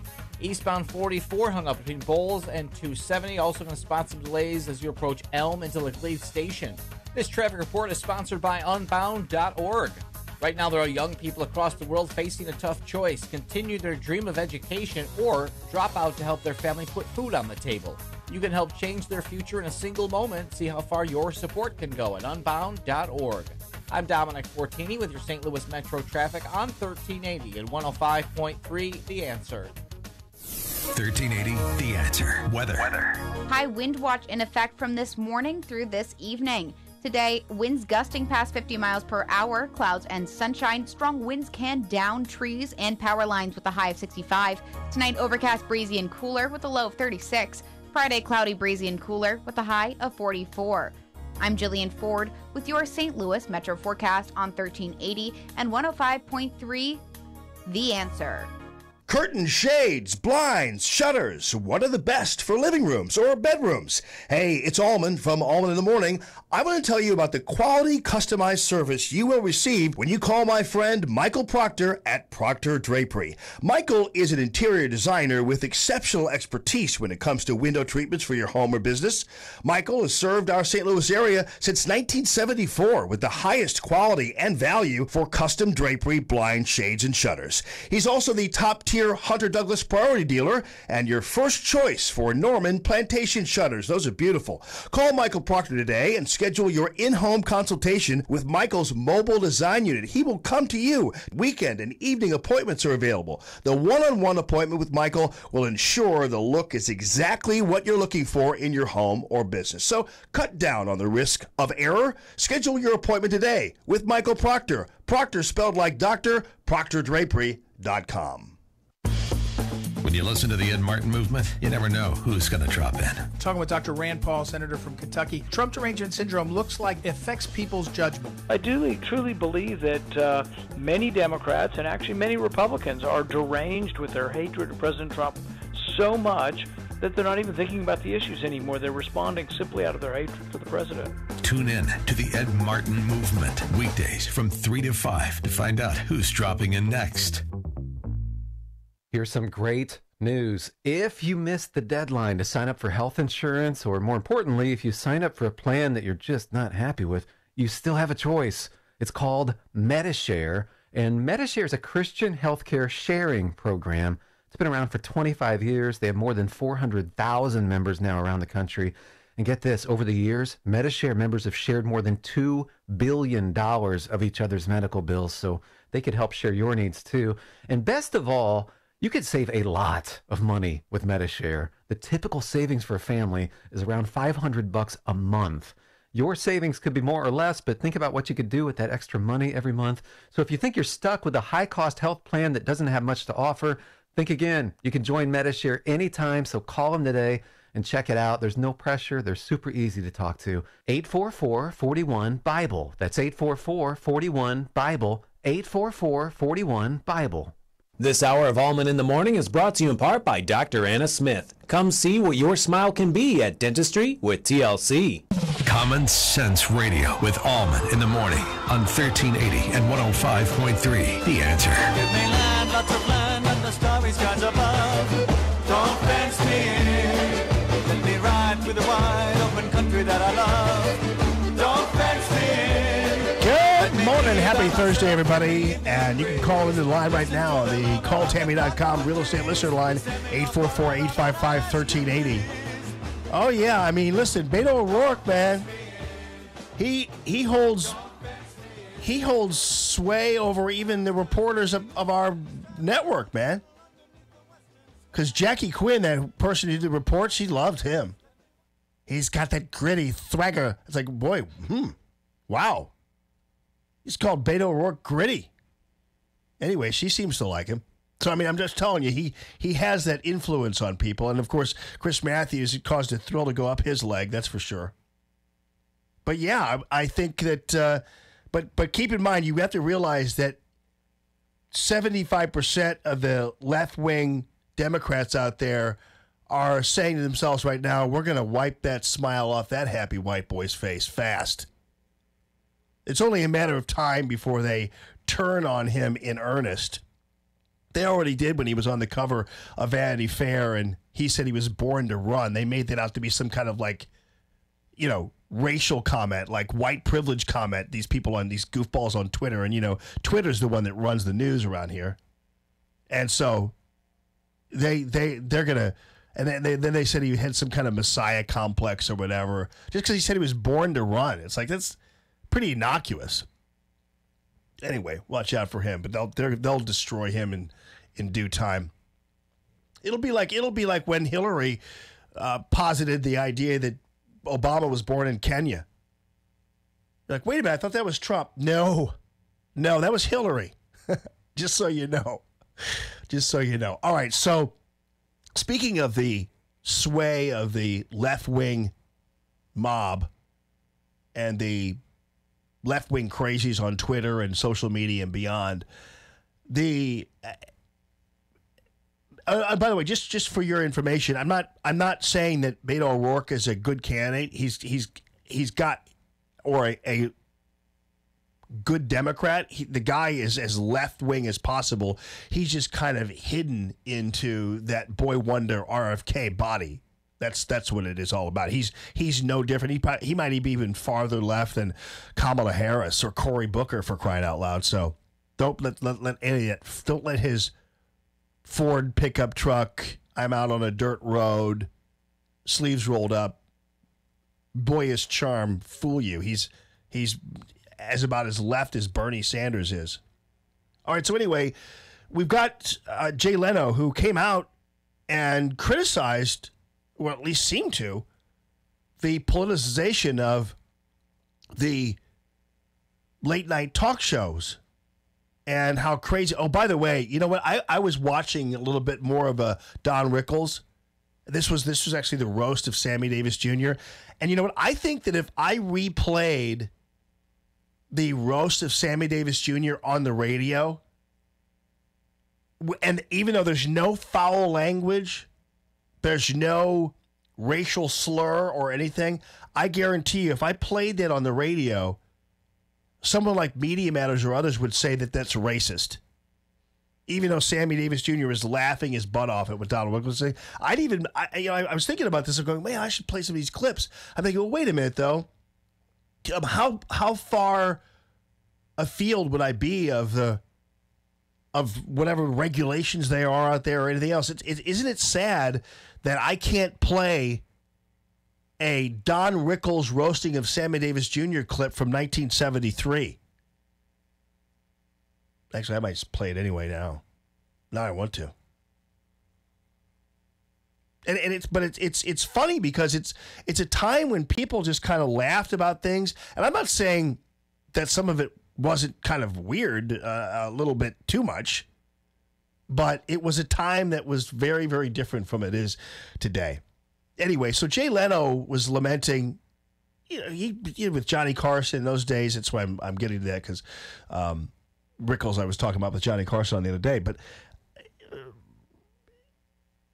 so Leno said, these guys are way too political. It's just gotten to be a different scenario now. It's not as much fun as it used to be. And it's true. I don't even watch Jimmy Fallon or What's His Face or What's His Other Face.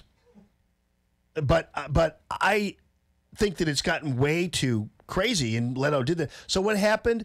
So Trump retweets or tweets out Leno's comments, and suddenly Leno has to go back and put the money in the left-wing till to get them back in his corner, because suddenly they all turned on Jay Leno.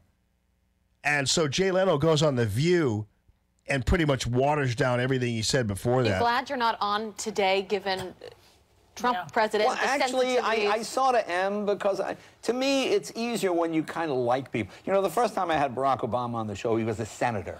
And he came by himself. Yeah, I'm just going to, I'll stop this, but I'll let you hear the rest. You see what he's doing here, right? So he's got to go on The View. He knows what The View's audience is. He's got to go on The View and lather up Barack Obama and say that it was fun because he actually liked him. So you know what the conclusion is going to be here, that actually he doesn't really like Donald Trump. Coat over his shoulder, and he walked in. Jay, my name is Barack Hussein Obama. I'm running for president of the United States. And I said, okay, let's look at this. A black guy named Hussein, nobody's ever heard of. You're going to be a two-term president. And he fell off the chair laughing. Oh, yeah, your name's Hussein. You're from where? He too has a great sense of humor and great comedic timing. He has a wonderful sense of humor. He's really funny. He's a good cop. Nobody would ever want to follow him at the correspondence. No. Well, nobody wants to follow you either. So thanks to Jay Leno. Yeah, Jay Leno, you're back in our good graces now that you've said something great about Barack Obama and kind of backed into something negative about Donald Trump. So Joy Behar now likes Jay Leno again. It was like they forced him to come on that show and account for him daring to say something that actually makes sense about late night talk shows. Meanwhile, yesterday, I don't know whether you caught this, and I've been on obviously a tear defending Tucker Carlson, and so glad that he continues to stand up for himself, his show, and against the left-wing mob. And once again, though, it has actually resulted in him becoming not just defensive and not just taking care of himself and fighting for himself. Now he's on the warpath, which is even better. Because when Tucker Carlson's on the warpath and fights back, that's even better than actually just simply defending yourself and standing your ground. It's actually better that once you've stood your ground and once you're standing your ground is to aggressively fight back and pursue the people who were pursuing you. And it is to force them on the run.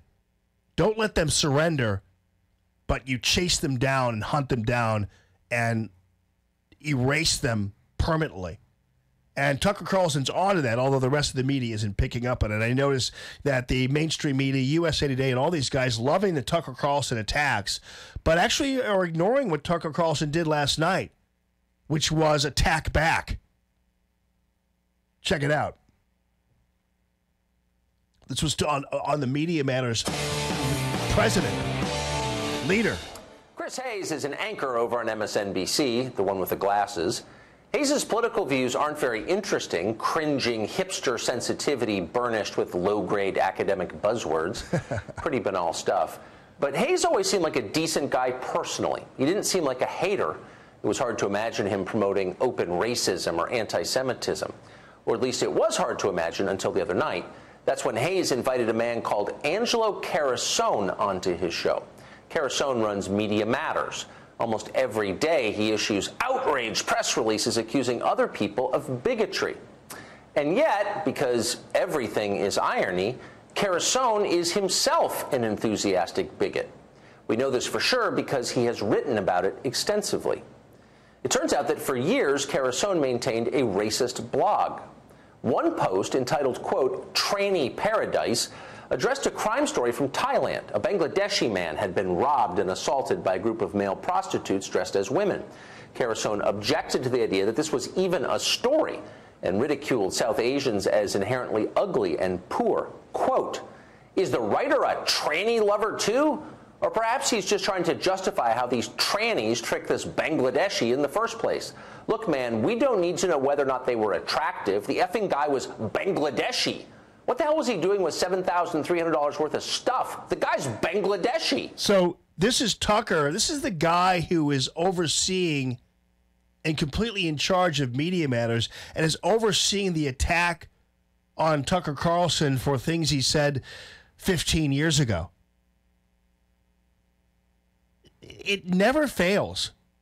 The people on the left always have such dirt on them that it's very easy to detect, whether it be with the latest on what's happening with Jesse Smollett or Harvey Weinstein or these two chicks who are paying their kids into college with bribes, or Bill Maher using the N-word. Everything they're saying about us and about conservatives is actually true about them, which I guess is why they keep saying it, because they have a guilty conscience or whatever it happens to be. But everything they're accusing you of being and me of being are really things that they're guilty of. It's kind of odd. End quote. In another post, Carasone described how a male coach at a Japanese high school had sexually abused female players. People in Japan were horrified by this, understandably. Carasone was not. His advice, quote, "Lighten up, Japs." Later that month, Carasone, by now in a frenzy of racism, heaped praise on a former Ku Klux Klan leader. In still another post from the same period, Carasone described a Jewish man as being handsome, quote, "despite his Jewry." Carasone didn't like the man's political views, but attributed them to, quote, "his possession of several bags of Jewish gold," end quote. Jewish gold. According to Angelo Carasone, Jewish gold is a problem.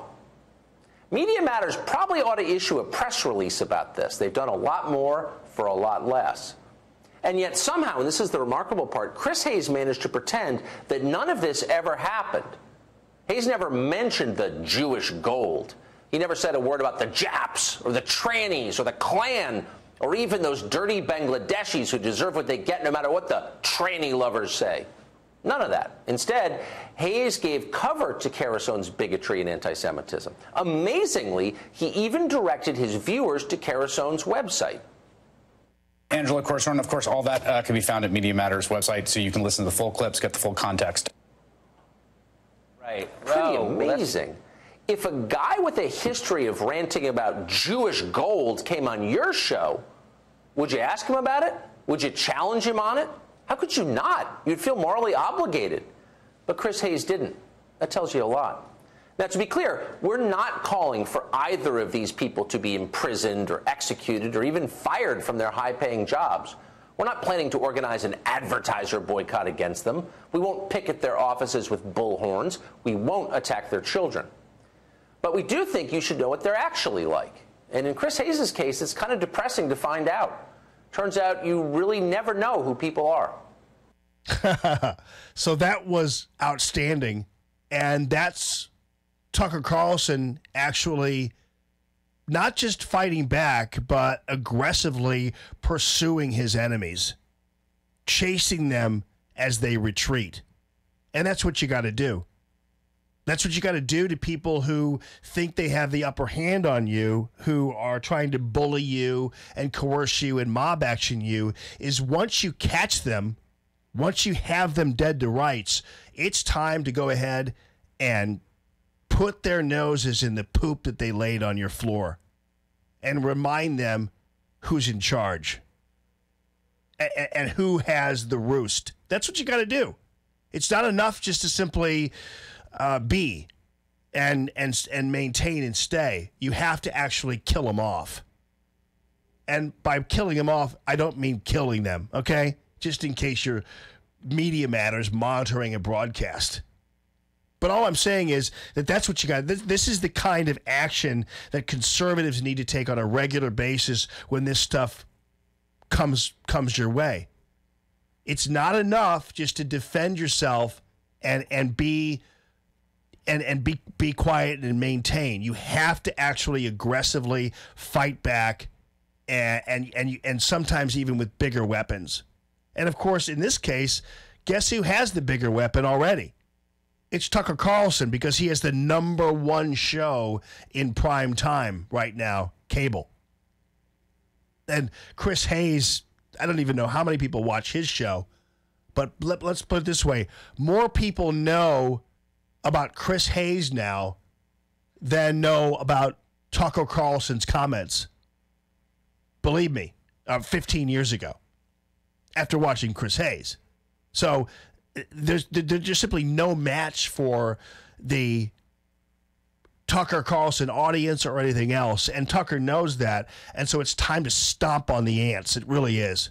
You need to, the minute the light turns on, you see the roaches, you need to kill them, not just pick them up and put them outside. Call Tammy.com.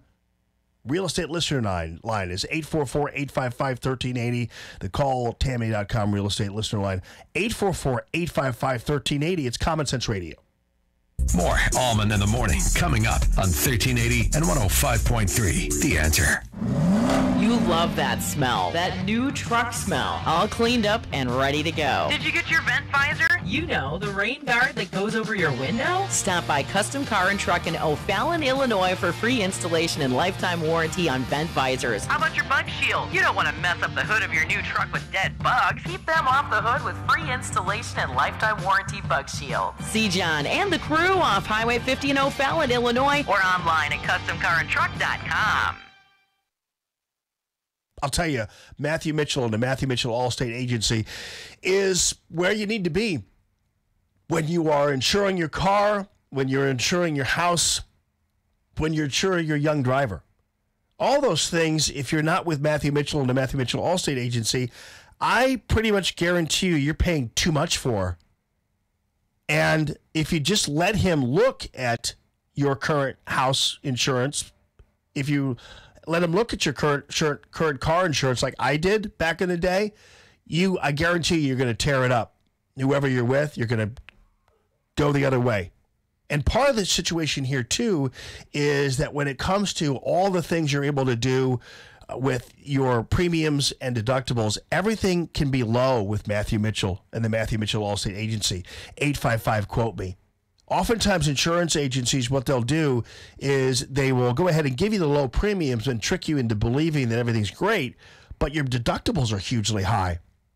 So when you make a claim, they don't have to pay you as much. That's kind of how insurance agencies kind of grab the bottom line there, is they go ahead and make it happen that way and get their money, recover their money back that way. The Allstate Agency is a gigantic agency. It has a lot of people who are clients, and so it has a lot of wiggle room. And especially actually important is to have that local agent, Matthew Mitchell, who you have a cell phone number and you have the cell phone numbers of all the other agents in the house, and you're able to get to them fast, and you get that personal service. And also, as I mentioned, with the Young Drivers program he's got, you're not going to have to pay an arm and a leg the way a lot of people are paying with the young drivers, because you know how expensive it is to insure them, but not anymore with the Matthew Mitchell Allstate Agency. Also, life insurance available as well. 855-QUOTE-ME. That's 855-QUOTE-ME. Dana Lash. They tell you this so they can suppress you. They tell you there isn't an even playing field. You were born in this socioeconomic status, and the only way you will ever get out of that socioeconomic status is if you support our policies, because we're not going to lift you out of that socioeconomic status, but what we're going to do is make everyone equal in mediocrity. We won't help lift anyone up. We'll drag people down. The Dana Show. Weekdays at 1 on 1380 and 105.3. The Answer. Allman here for my good friends at Arrowhead Building Supply, the Pogues, longtime supporters of Allman in the Morning, and I love what they are doing for you. They are the premier supplier of exterior building products in the area for more than 20 years. They have this really cool thing called the Cube, which is a home visualizer. You put a picture of your home in there, and you can see what the siding and the roofing all looks like in real time. The best-known siding brands, CertainTeed, Speed, Provia. It's ArrowheadBuildingSupply.com.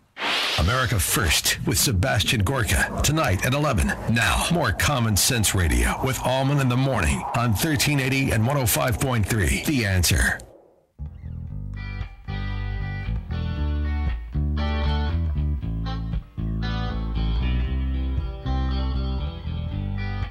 Hey, Don is on line 1. What's up, Don? How you doing, buddy? Hi. Morning. How are you? Good morning this morning, Don. Okay. I was interested in your Beto O'Rourke comments. I didn't read the article. Did they describe him also as Kennedy-esque?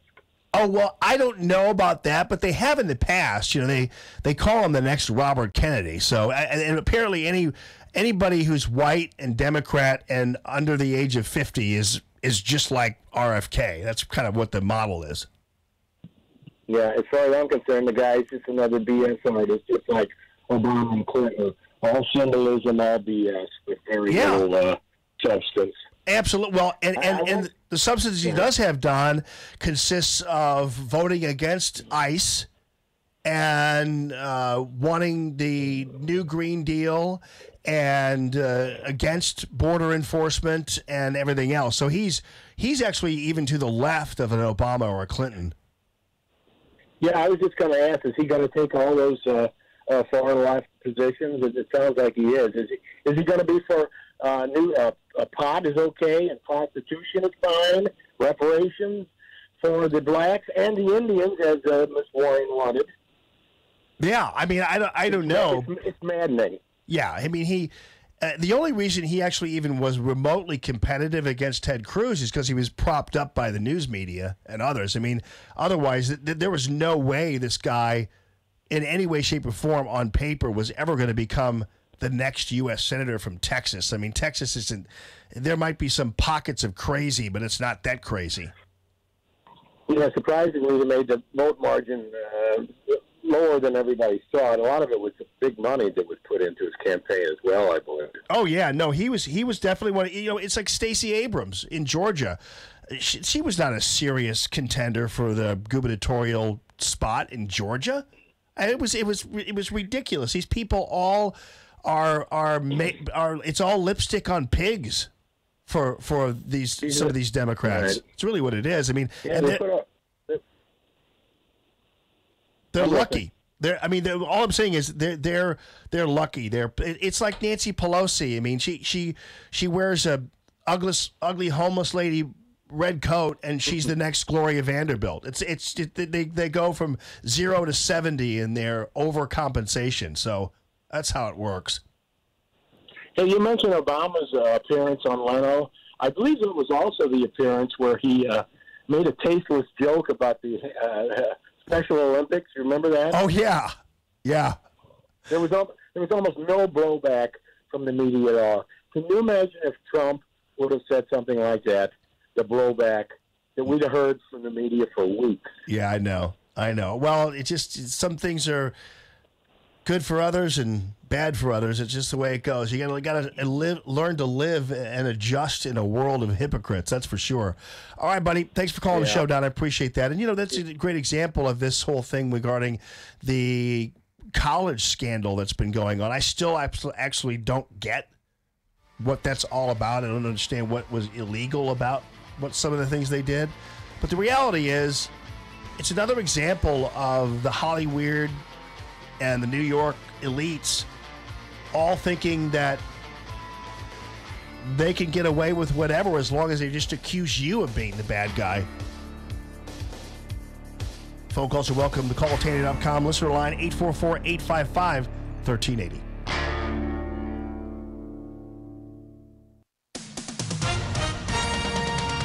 With SRN News, I'm Rich Thomason in Washington.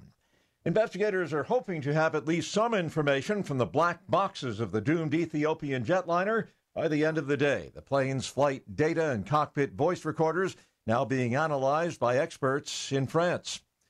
Former Texas Congressman Beto O'Rourke has joined the growing field of Democrats vying for the party's presidential nomination in 2020.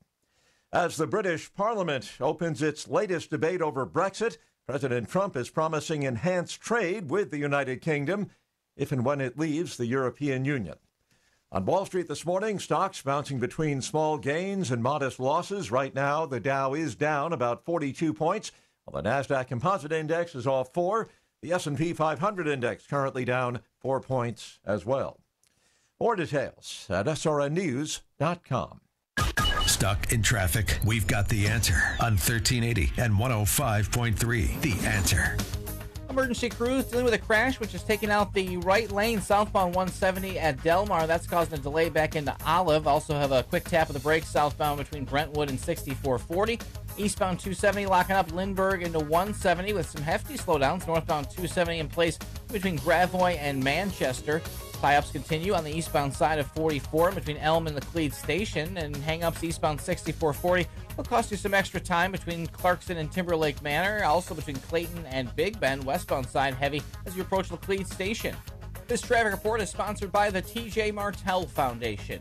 The T.J. Martell Foundation, music's promise for a cure.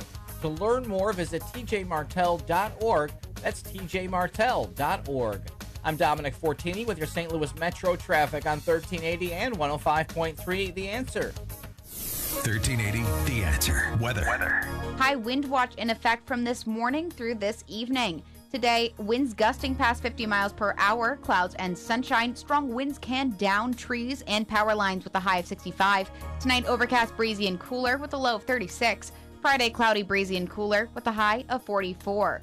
I'm Jillian Ford with your St. Louis Metro forecast on 1380 and 105.3 The Answer. Imagine doing one thing that gives you an entirely different perspective about your place in the world. Think it would be worth it? Dennis Prager here inviting you to join me for a 10-day Stand with Israel tour, a tour through the land of Israel in December 2019. Come with me to get first-hand insight into Israel's fascinating past and promising future. Walk the ancient temple steps, sail on the Sea of Galilee, and so many more unforgettable moments. Return home inspired, renewed, and empowered. If you've ever dreamed of seeing Israel, this is your opportunity. With expert guides and important lectures at key sites, we'll be together in the comfort and safety of luxurious accommodations the whole time. Join me for a life-changing adventure to give you a renewed sense of purpose. Join Dennis Prager and Mike Gallagher for an unforgettable guided tour through Israel this December 2nd through 11th. Book your trip now at theanswerstl.com. This hour of Allman in the Morning is brought to you in part by Dr. Anna Smith, the #1 provider of oral sleep appliances in the United States. Learn more at cpapsucks.com. Arc Midnight with John B. Wells. We can't describe the show. You just need to listen. Sunday morning at midnight. Now, back to Allman in the Morning on 1380 and 105.3. The Answer.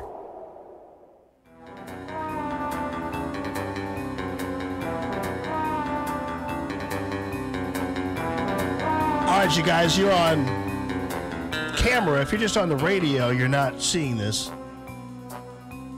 And if you are seeing it, then patent that, as I always say. This is the James Bond shade presented by Michael Proctor. Proctor spelled like Dr. ProctorDrapery.com. The motorized shade demonstration, everybody. Here we go. Here it goes. Look at this. Hold on, let me draw the shades before I grab you a glass of bourbon.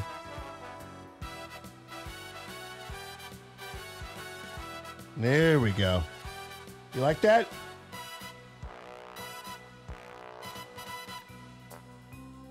Yeah. Come into my office. That looks awesome, dude. Let me see if I can do whatever I need to do here. Let me open it. I see I didn't pay attention to the other tutorial there. I'm trying to now I need to open it somehow. Top center. Oh, here we go. Look at it. Oh, that's opening. Hold on. Open. Hold on. Well, see, it was opening there for here. Close. Hang on, guys. Hold on. Now it's got a life of its own. Hang on. I was trying to get it to. I didn't. Let's put it this way. I wasn't here when he was done installing it, so I didn't go to class for the installation part of it. Now I'm trying to close it. I can't. Hang on. That was working perfectly there for a second, buddy. They're really nice. And one thing that should be noted is they're very quiet. Yeah, that is very quiet, isn't it? Let me just see here. I don't understand these. See, now it's not doing anything because I didn't go to class to learn about it. So let me just see here. Yeah, I don't know what I did, but all these numbers I don't understand. Of course, you got to know that Proctor's like, what are you doing, man? You're not operating my shade properly. Will you come over here and do this, Phil? We talked this. We predicted this was going to happen. We talked about Well, will you come over here and do it for me? Because you don't need to be over there anymore, at least for now. Because I put it down before. This is great radio, isn't it? It's rock blocking radio. Do do do do do do do. Do do do do do.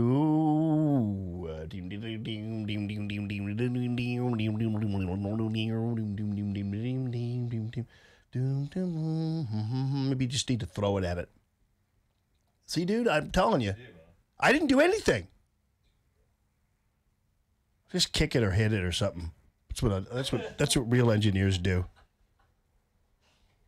Let's do that. All right, folks, I want to get to the world-famous Congressman Mike Bost. How you doing, my friend? I'm great, Jamie. Sorry, you're trying to get this shade going, and I just wanted to do that before I got to you, but it wound up taking a long time. So there was. Just so you know, you sound like Congress trying to work on it. Exactly. Yeah, no doubt about it, buddy. Well, with the same effects, the way it sounds.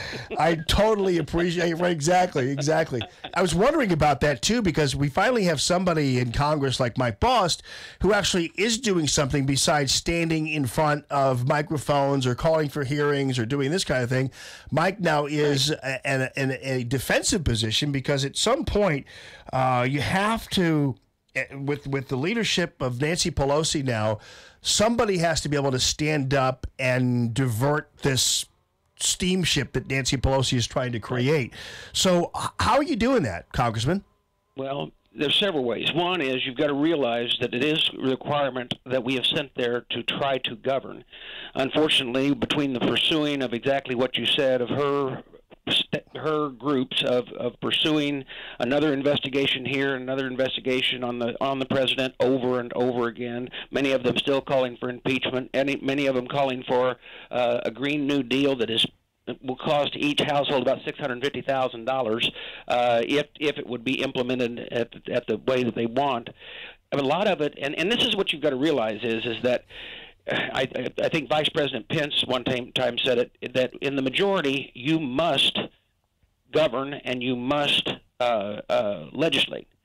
As the minority, you must communicate. And when we are communicating, she does give us the opportunity to communicate and show why it is she is not governing or legislating. She's too busy chasing other rabbits, and that's what we have to bring up to the American people and understand that, as we move forward, we're wanting to work on a lot of things. Hopefully, we can actually get them to come to the table on something like the infrastructure bill, get away from something like the Green New Deal, who is, though might be some parts that you can go, you know what, there's nothing wrong with making investments into the future as far as energy and stuff. But, when you've got one person that doesn't have a whole lot of life experience out there saying that in 10 years' time you're going to do everything that we've been trying to do for many, many years, and just runs out and gets on the talk shows and the television shows and incites, and then you've got the others that incite some pretty heavy hatred. It's not too difficult to show that the current speaker is losing control of the ship. Exactly. And now we're looking at a situation where the other aspect of this is supporting President Trump's agenda. And so when it comes to your particular district, the 12th, and obviously you have a lot of hardworking people there. I understand your family used to operate. You were raised in a family that owned a trucking business, which was right. My brother and cousin still own that. Yeah. So now how is it? It is, and here's why you can push and help the president's agenda. If you're a never Trumper and you just hate him, then that's just, that's what we're fighting on the other side. The reality is that there are times that maybe the person that's sitting in the presidential office, in the Oval Office, you may not agree with everything, but you need to find out what you can work together and achieve. Let's look at what we have achieved. We've got record levels of low unemployment. We have an economy that's booming. We have an opportunity to sensibly secure our borders, which is things that the other side has voted on before at a higher level than they were asked to vote on this time. And also, to do with that, have sensible immigration reform that deals with the issues that we're dealing out there, and coming to that point where we can truly govern. Moving forward with this president, not worried about trying to defeat him in 2 years, that will rise or fall based on the job he does. But if your main job in life is to stop him from doing a good job, but you also took an oath to uphold the Constitution and defend this nation, that's not necessarily the route you need to be taking. No doubt about it. And I think, too, are you seeing among the people in your district, whether it be your family's trucking business or coal miners or whatever, are you seeing a dramatic change and an improvement in the economies of the people you represent? We see an improvement in the economy, but the sad reality is we are in the state of Illinois, and we don't see it at the level that other states see it. But we are still seeing an improvement in the amount of jobs and the amount of businesses, local businesses, that whenever I go around a lot when I'm in district to these local businesses, they're more than willing to expand. Of course, with that, they're also saying, I would love to expand, but I can't find the employees. Well, if you can't find the employees, why is that? That's because other people are expanding too. And some there's some other issues to deal with that. But working together with our local employers to make sure that they can expand and grow their business, because it cures a whole lot of other problems when everybody's working. Yeah, no doubt about it. And you're right about that Illinois aspect of it. I mean, you, after all, served valiantly in a Illinois legislature, of course, run by the Madigan Mafia. So you've experienced. And now it is just it is with the ideas that are coming out of Springfield, whether they should be changing their doing. Look, what we did in the federal government. How did we grow the economy under this president's leadership? We did a massive change in our tax structure. We put more money back in the people's pockets, both middle income and higher income, across the board. We brought unbelievable amount of jobs back from overseas by cutting those taxes. We're also cutting over government regulation, but Illinois is piling on with higher taxes, more government regulation, and they just keep going. And remember, unfortunately, and I want it to change, but unfortunately, the only thing the state of Illinois is number one in is the amount of people leaving the state. Yeah, right, and that's a shame. And that's not exaggeration. That's a fact.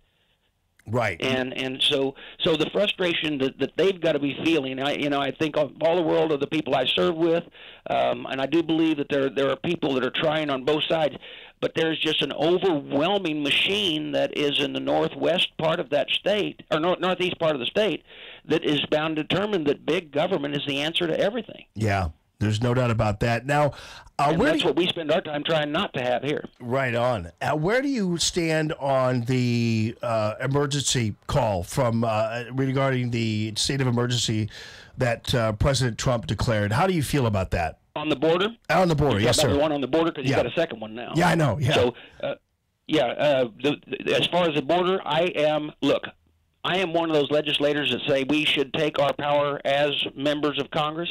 That being said, he gave every opportunity for Congress to do its job. And with the numbers we're seeing and the problems we're seeing with these borders, I have not went down yet. I'm trying to get down there. Many of my friends have gone down that are very, very experienced in that area. And all of them, though they would prefer it had never got to this, that we would have done our job. And remember, I voted twice prior to the Democrat takeover to fund the border and all of the things that were required. I have also supported making sure we didn't do the shutdown. But look, the president was trying to compromise to get the deal done to secure the border the way we need. And the thing is, his job is to protect this nation. And if he sees it that the emergency, that he's getting the information we're getting, and the other side of the aisle, Nancy Pelosi and the others, can dig their head in the sand just so bury their head in the sand so they can say, oh, no, that's not the case, then they're ignoring the experts that work along that border. And it is an emergency, and that's why he had to declare it. But he had to declare it because the other side of the aisle would not work with him on a compromise bill to actually cure the problem through the proper channels, which would have been Congress putting up the funds to get it done. Yeah, no doubt. And I think, too, in terms of the warnings from people that somehow the Democrats are going to turn around and declare a state of emergency if they ever get into power over climate change and that kind of thing, it's apples and oranges. I mean, when it comes to the border... everybody needs to look at the other 30 times, now it's 31 times, that a state of emergency has been declared. And look at what they were. In comparison to this, those states of emergency, and it was done by every president... one or more, usually more, have been done by presidents since 1972 on. So, it is a case where Congress back then gave them that power. And this one, though I'm sure it's going to go to court, they're going to have a hard time defending that it is not a case, because the president will have all of the information available to the courts, I'm sure, on why it is that it was emergency. Yes, and absolutely also a defensible constitutional argument, and that is that he is sworn to defend our borders, essentially. And exactly. It's very different than a climate change thing or gun control. That was in his oath of office, that was in my oath of office, and that was in Nancy Pelosi's oath of office. And I don't understand why it is they don't understand that oath of office and how vitally important that is, and what we are directed to do under the Constitution. Of course, you do realize that is the document we refer to around here as the most quoted, least read. Yeah, no doubt about it. That is for sure. Now, on a personal note, and I mean personal/professional note, you have been, or at least your staff has been, subjected to the kind of thuggery that we've seen all across the country regarding Make America Great Again hats and everything else. And there was a case in July of 2018, where one of your interns, who happens to be African American, happens to be black, was wearing a Make America Great Again hat and was refused service in an Uber. Actually, he got into the car. He and two others got into the car of an Uber driver. And they were coming from they got off work here at the Capitol. They were headed, and they wanted to go down and see Trump's hotel, okay? They're headed down the street. They're about not quite halfway there. And the guy looks in the rearview mirror and sees the mega hat on and makes some comment. And the next thing you know, he said, just get out, just get out. And he stopped the vehicle and made them get out. And it refused to give them a ride. Wow. The rest of the way. Yeah. That's unbelievable. Yeah, it was. I mean, this is when it's gone too far. That Constitution thing, the freedom of speech is only okay for the left, I guess. Yeah. But if we have an opinion and they feel it's wrong, then they want to shut us down and or create a law to make sure we don't do that again. Yeah.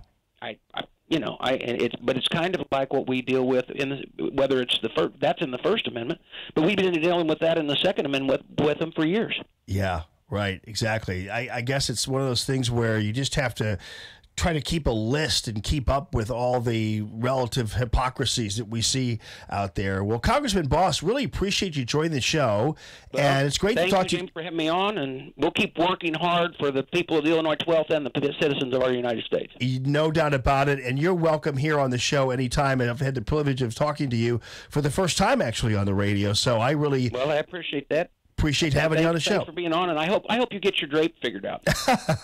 Yeah, we will. I think you're the one congressperson I believe I could trust to figure this out, even without looking at it. I think I'm on your side on that one. All right. Remember, my job in the Marine Corps, I was an electronics specialist, so we can work on it. Why does that surprise me? You're in the Marine Corps. All right, my friend. How do people contact you if they need to contact you? My office number here in D.C. is 202-225-5661. Then my O'Fallon office, I don't have that right in front of me, but it is available online at mikeboss.house.com.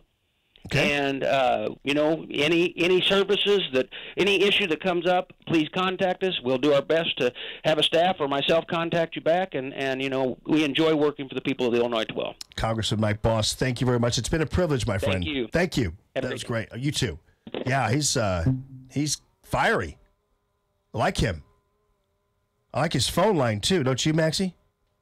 It's a strong phone line right there. If everybody you interviewed on the radio had that phone line, that's the phone. That's the phone line.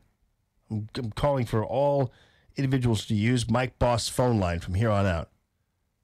Can you put the as a government phone line? Yeah, Maxie, the best phone lines taxpayer money can buy. Well, then listen. If they steal my money, and if they actually spend a little bit more money on phone lines like that for everybody, I'm good. I'll go ahead and relinquish part of my pay for that, of all the things we're wasting money on. So now you can put that Proctor Drapery. We have it figured out. I don't have it figured out. Phil figured it out, but we have it now. It's open. Can you open the shades? What button are you pushing for that? I've been talking about opening the shades. You're just pushing buttons, aren't you? Well, there you go. What number is that? Oh, it's open? Okay. That's a number? And then, so now you put the Proctor Drapery mobile design unit over that thing, right? That's how we're going to do this. We're just kind of practicing while we're on the air. All right, we'll be back. It's Common Sense Radio.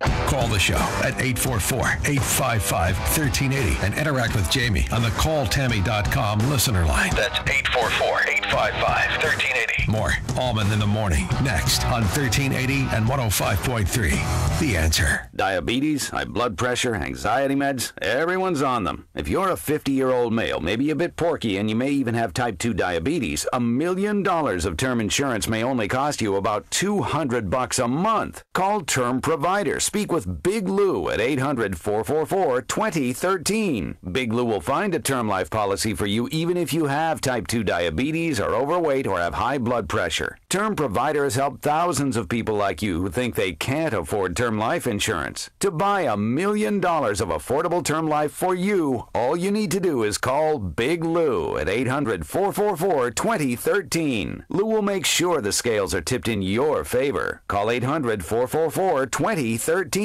Big Lou will answer your call and work to fit you into a term life policy that you can afford. Remember, Big Lou's like you. He's on meds, too. Call 800-444-2013. 800-444-2013.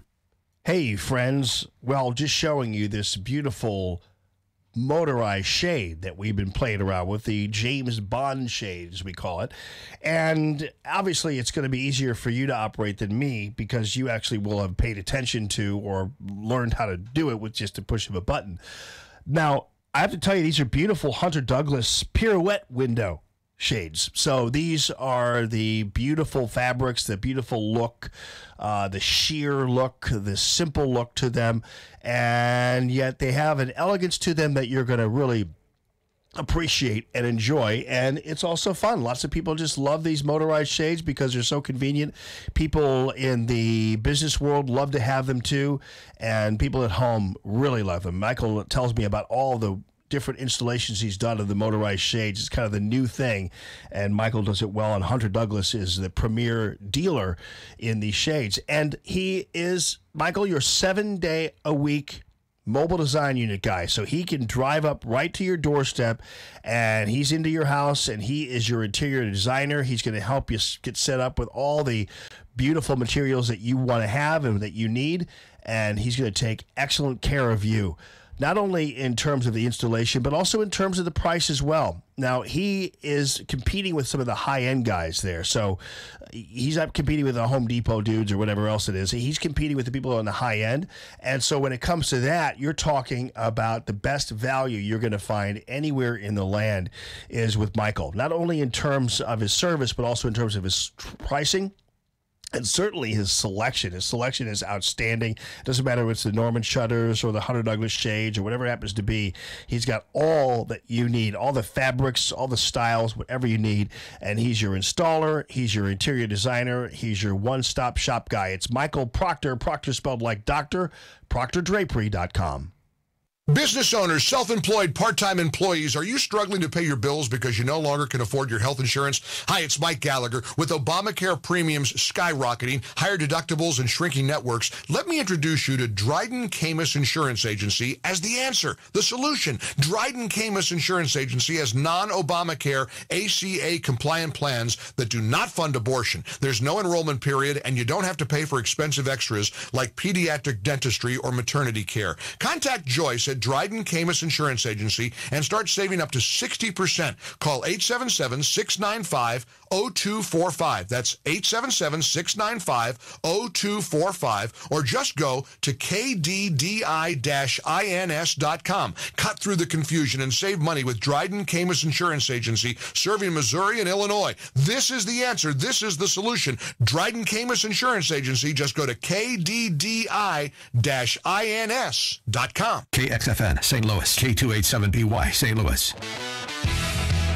Rick Pogue here with Arrowhead Building Supply, the region's #1 specialty exterior building supplier. Arrowhead has the widest range of exterior products, from the most economical and commodity items to our highest-end outside elegance collection. If you need a contractor, Arrowhead supplies products to hundreds of the best contractors and builders in the business. Call us for a contractor referral and rest easy. The Arrowhead Cube Home Visualizer tool means you can upload an actual photo of your home and change it with just a touch of your finger. Now you can be 100% confident in your selections before they are installed in your home. Our product showrooms are the largest and most beautiful in the industry. We make it simple to experience a full range of siding, roofing, window, door, deck, and even stone options for your home or business. Check us out at arrowheadbuildingsupply.com or visit an Arrowhead showroom near you today in St. Peters, Missouri, Peebly, Missouri, and Fairview Heights, Illinois. Arrowhead Building Supply. Building supplies for building success. arrowheadbuildingsupply.com.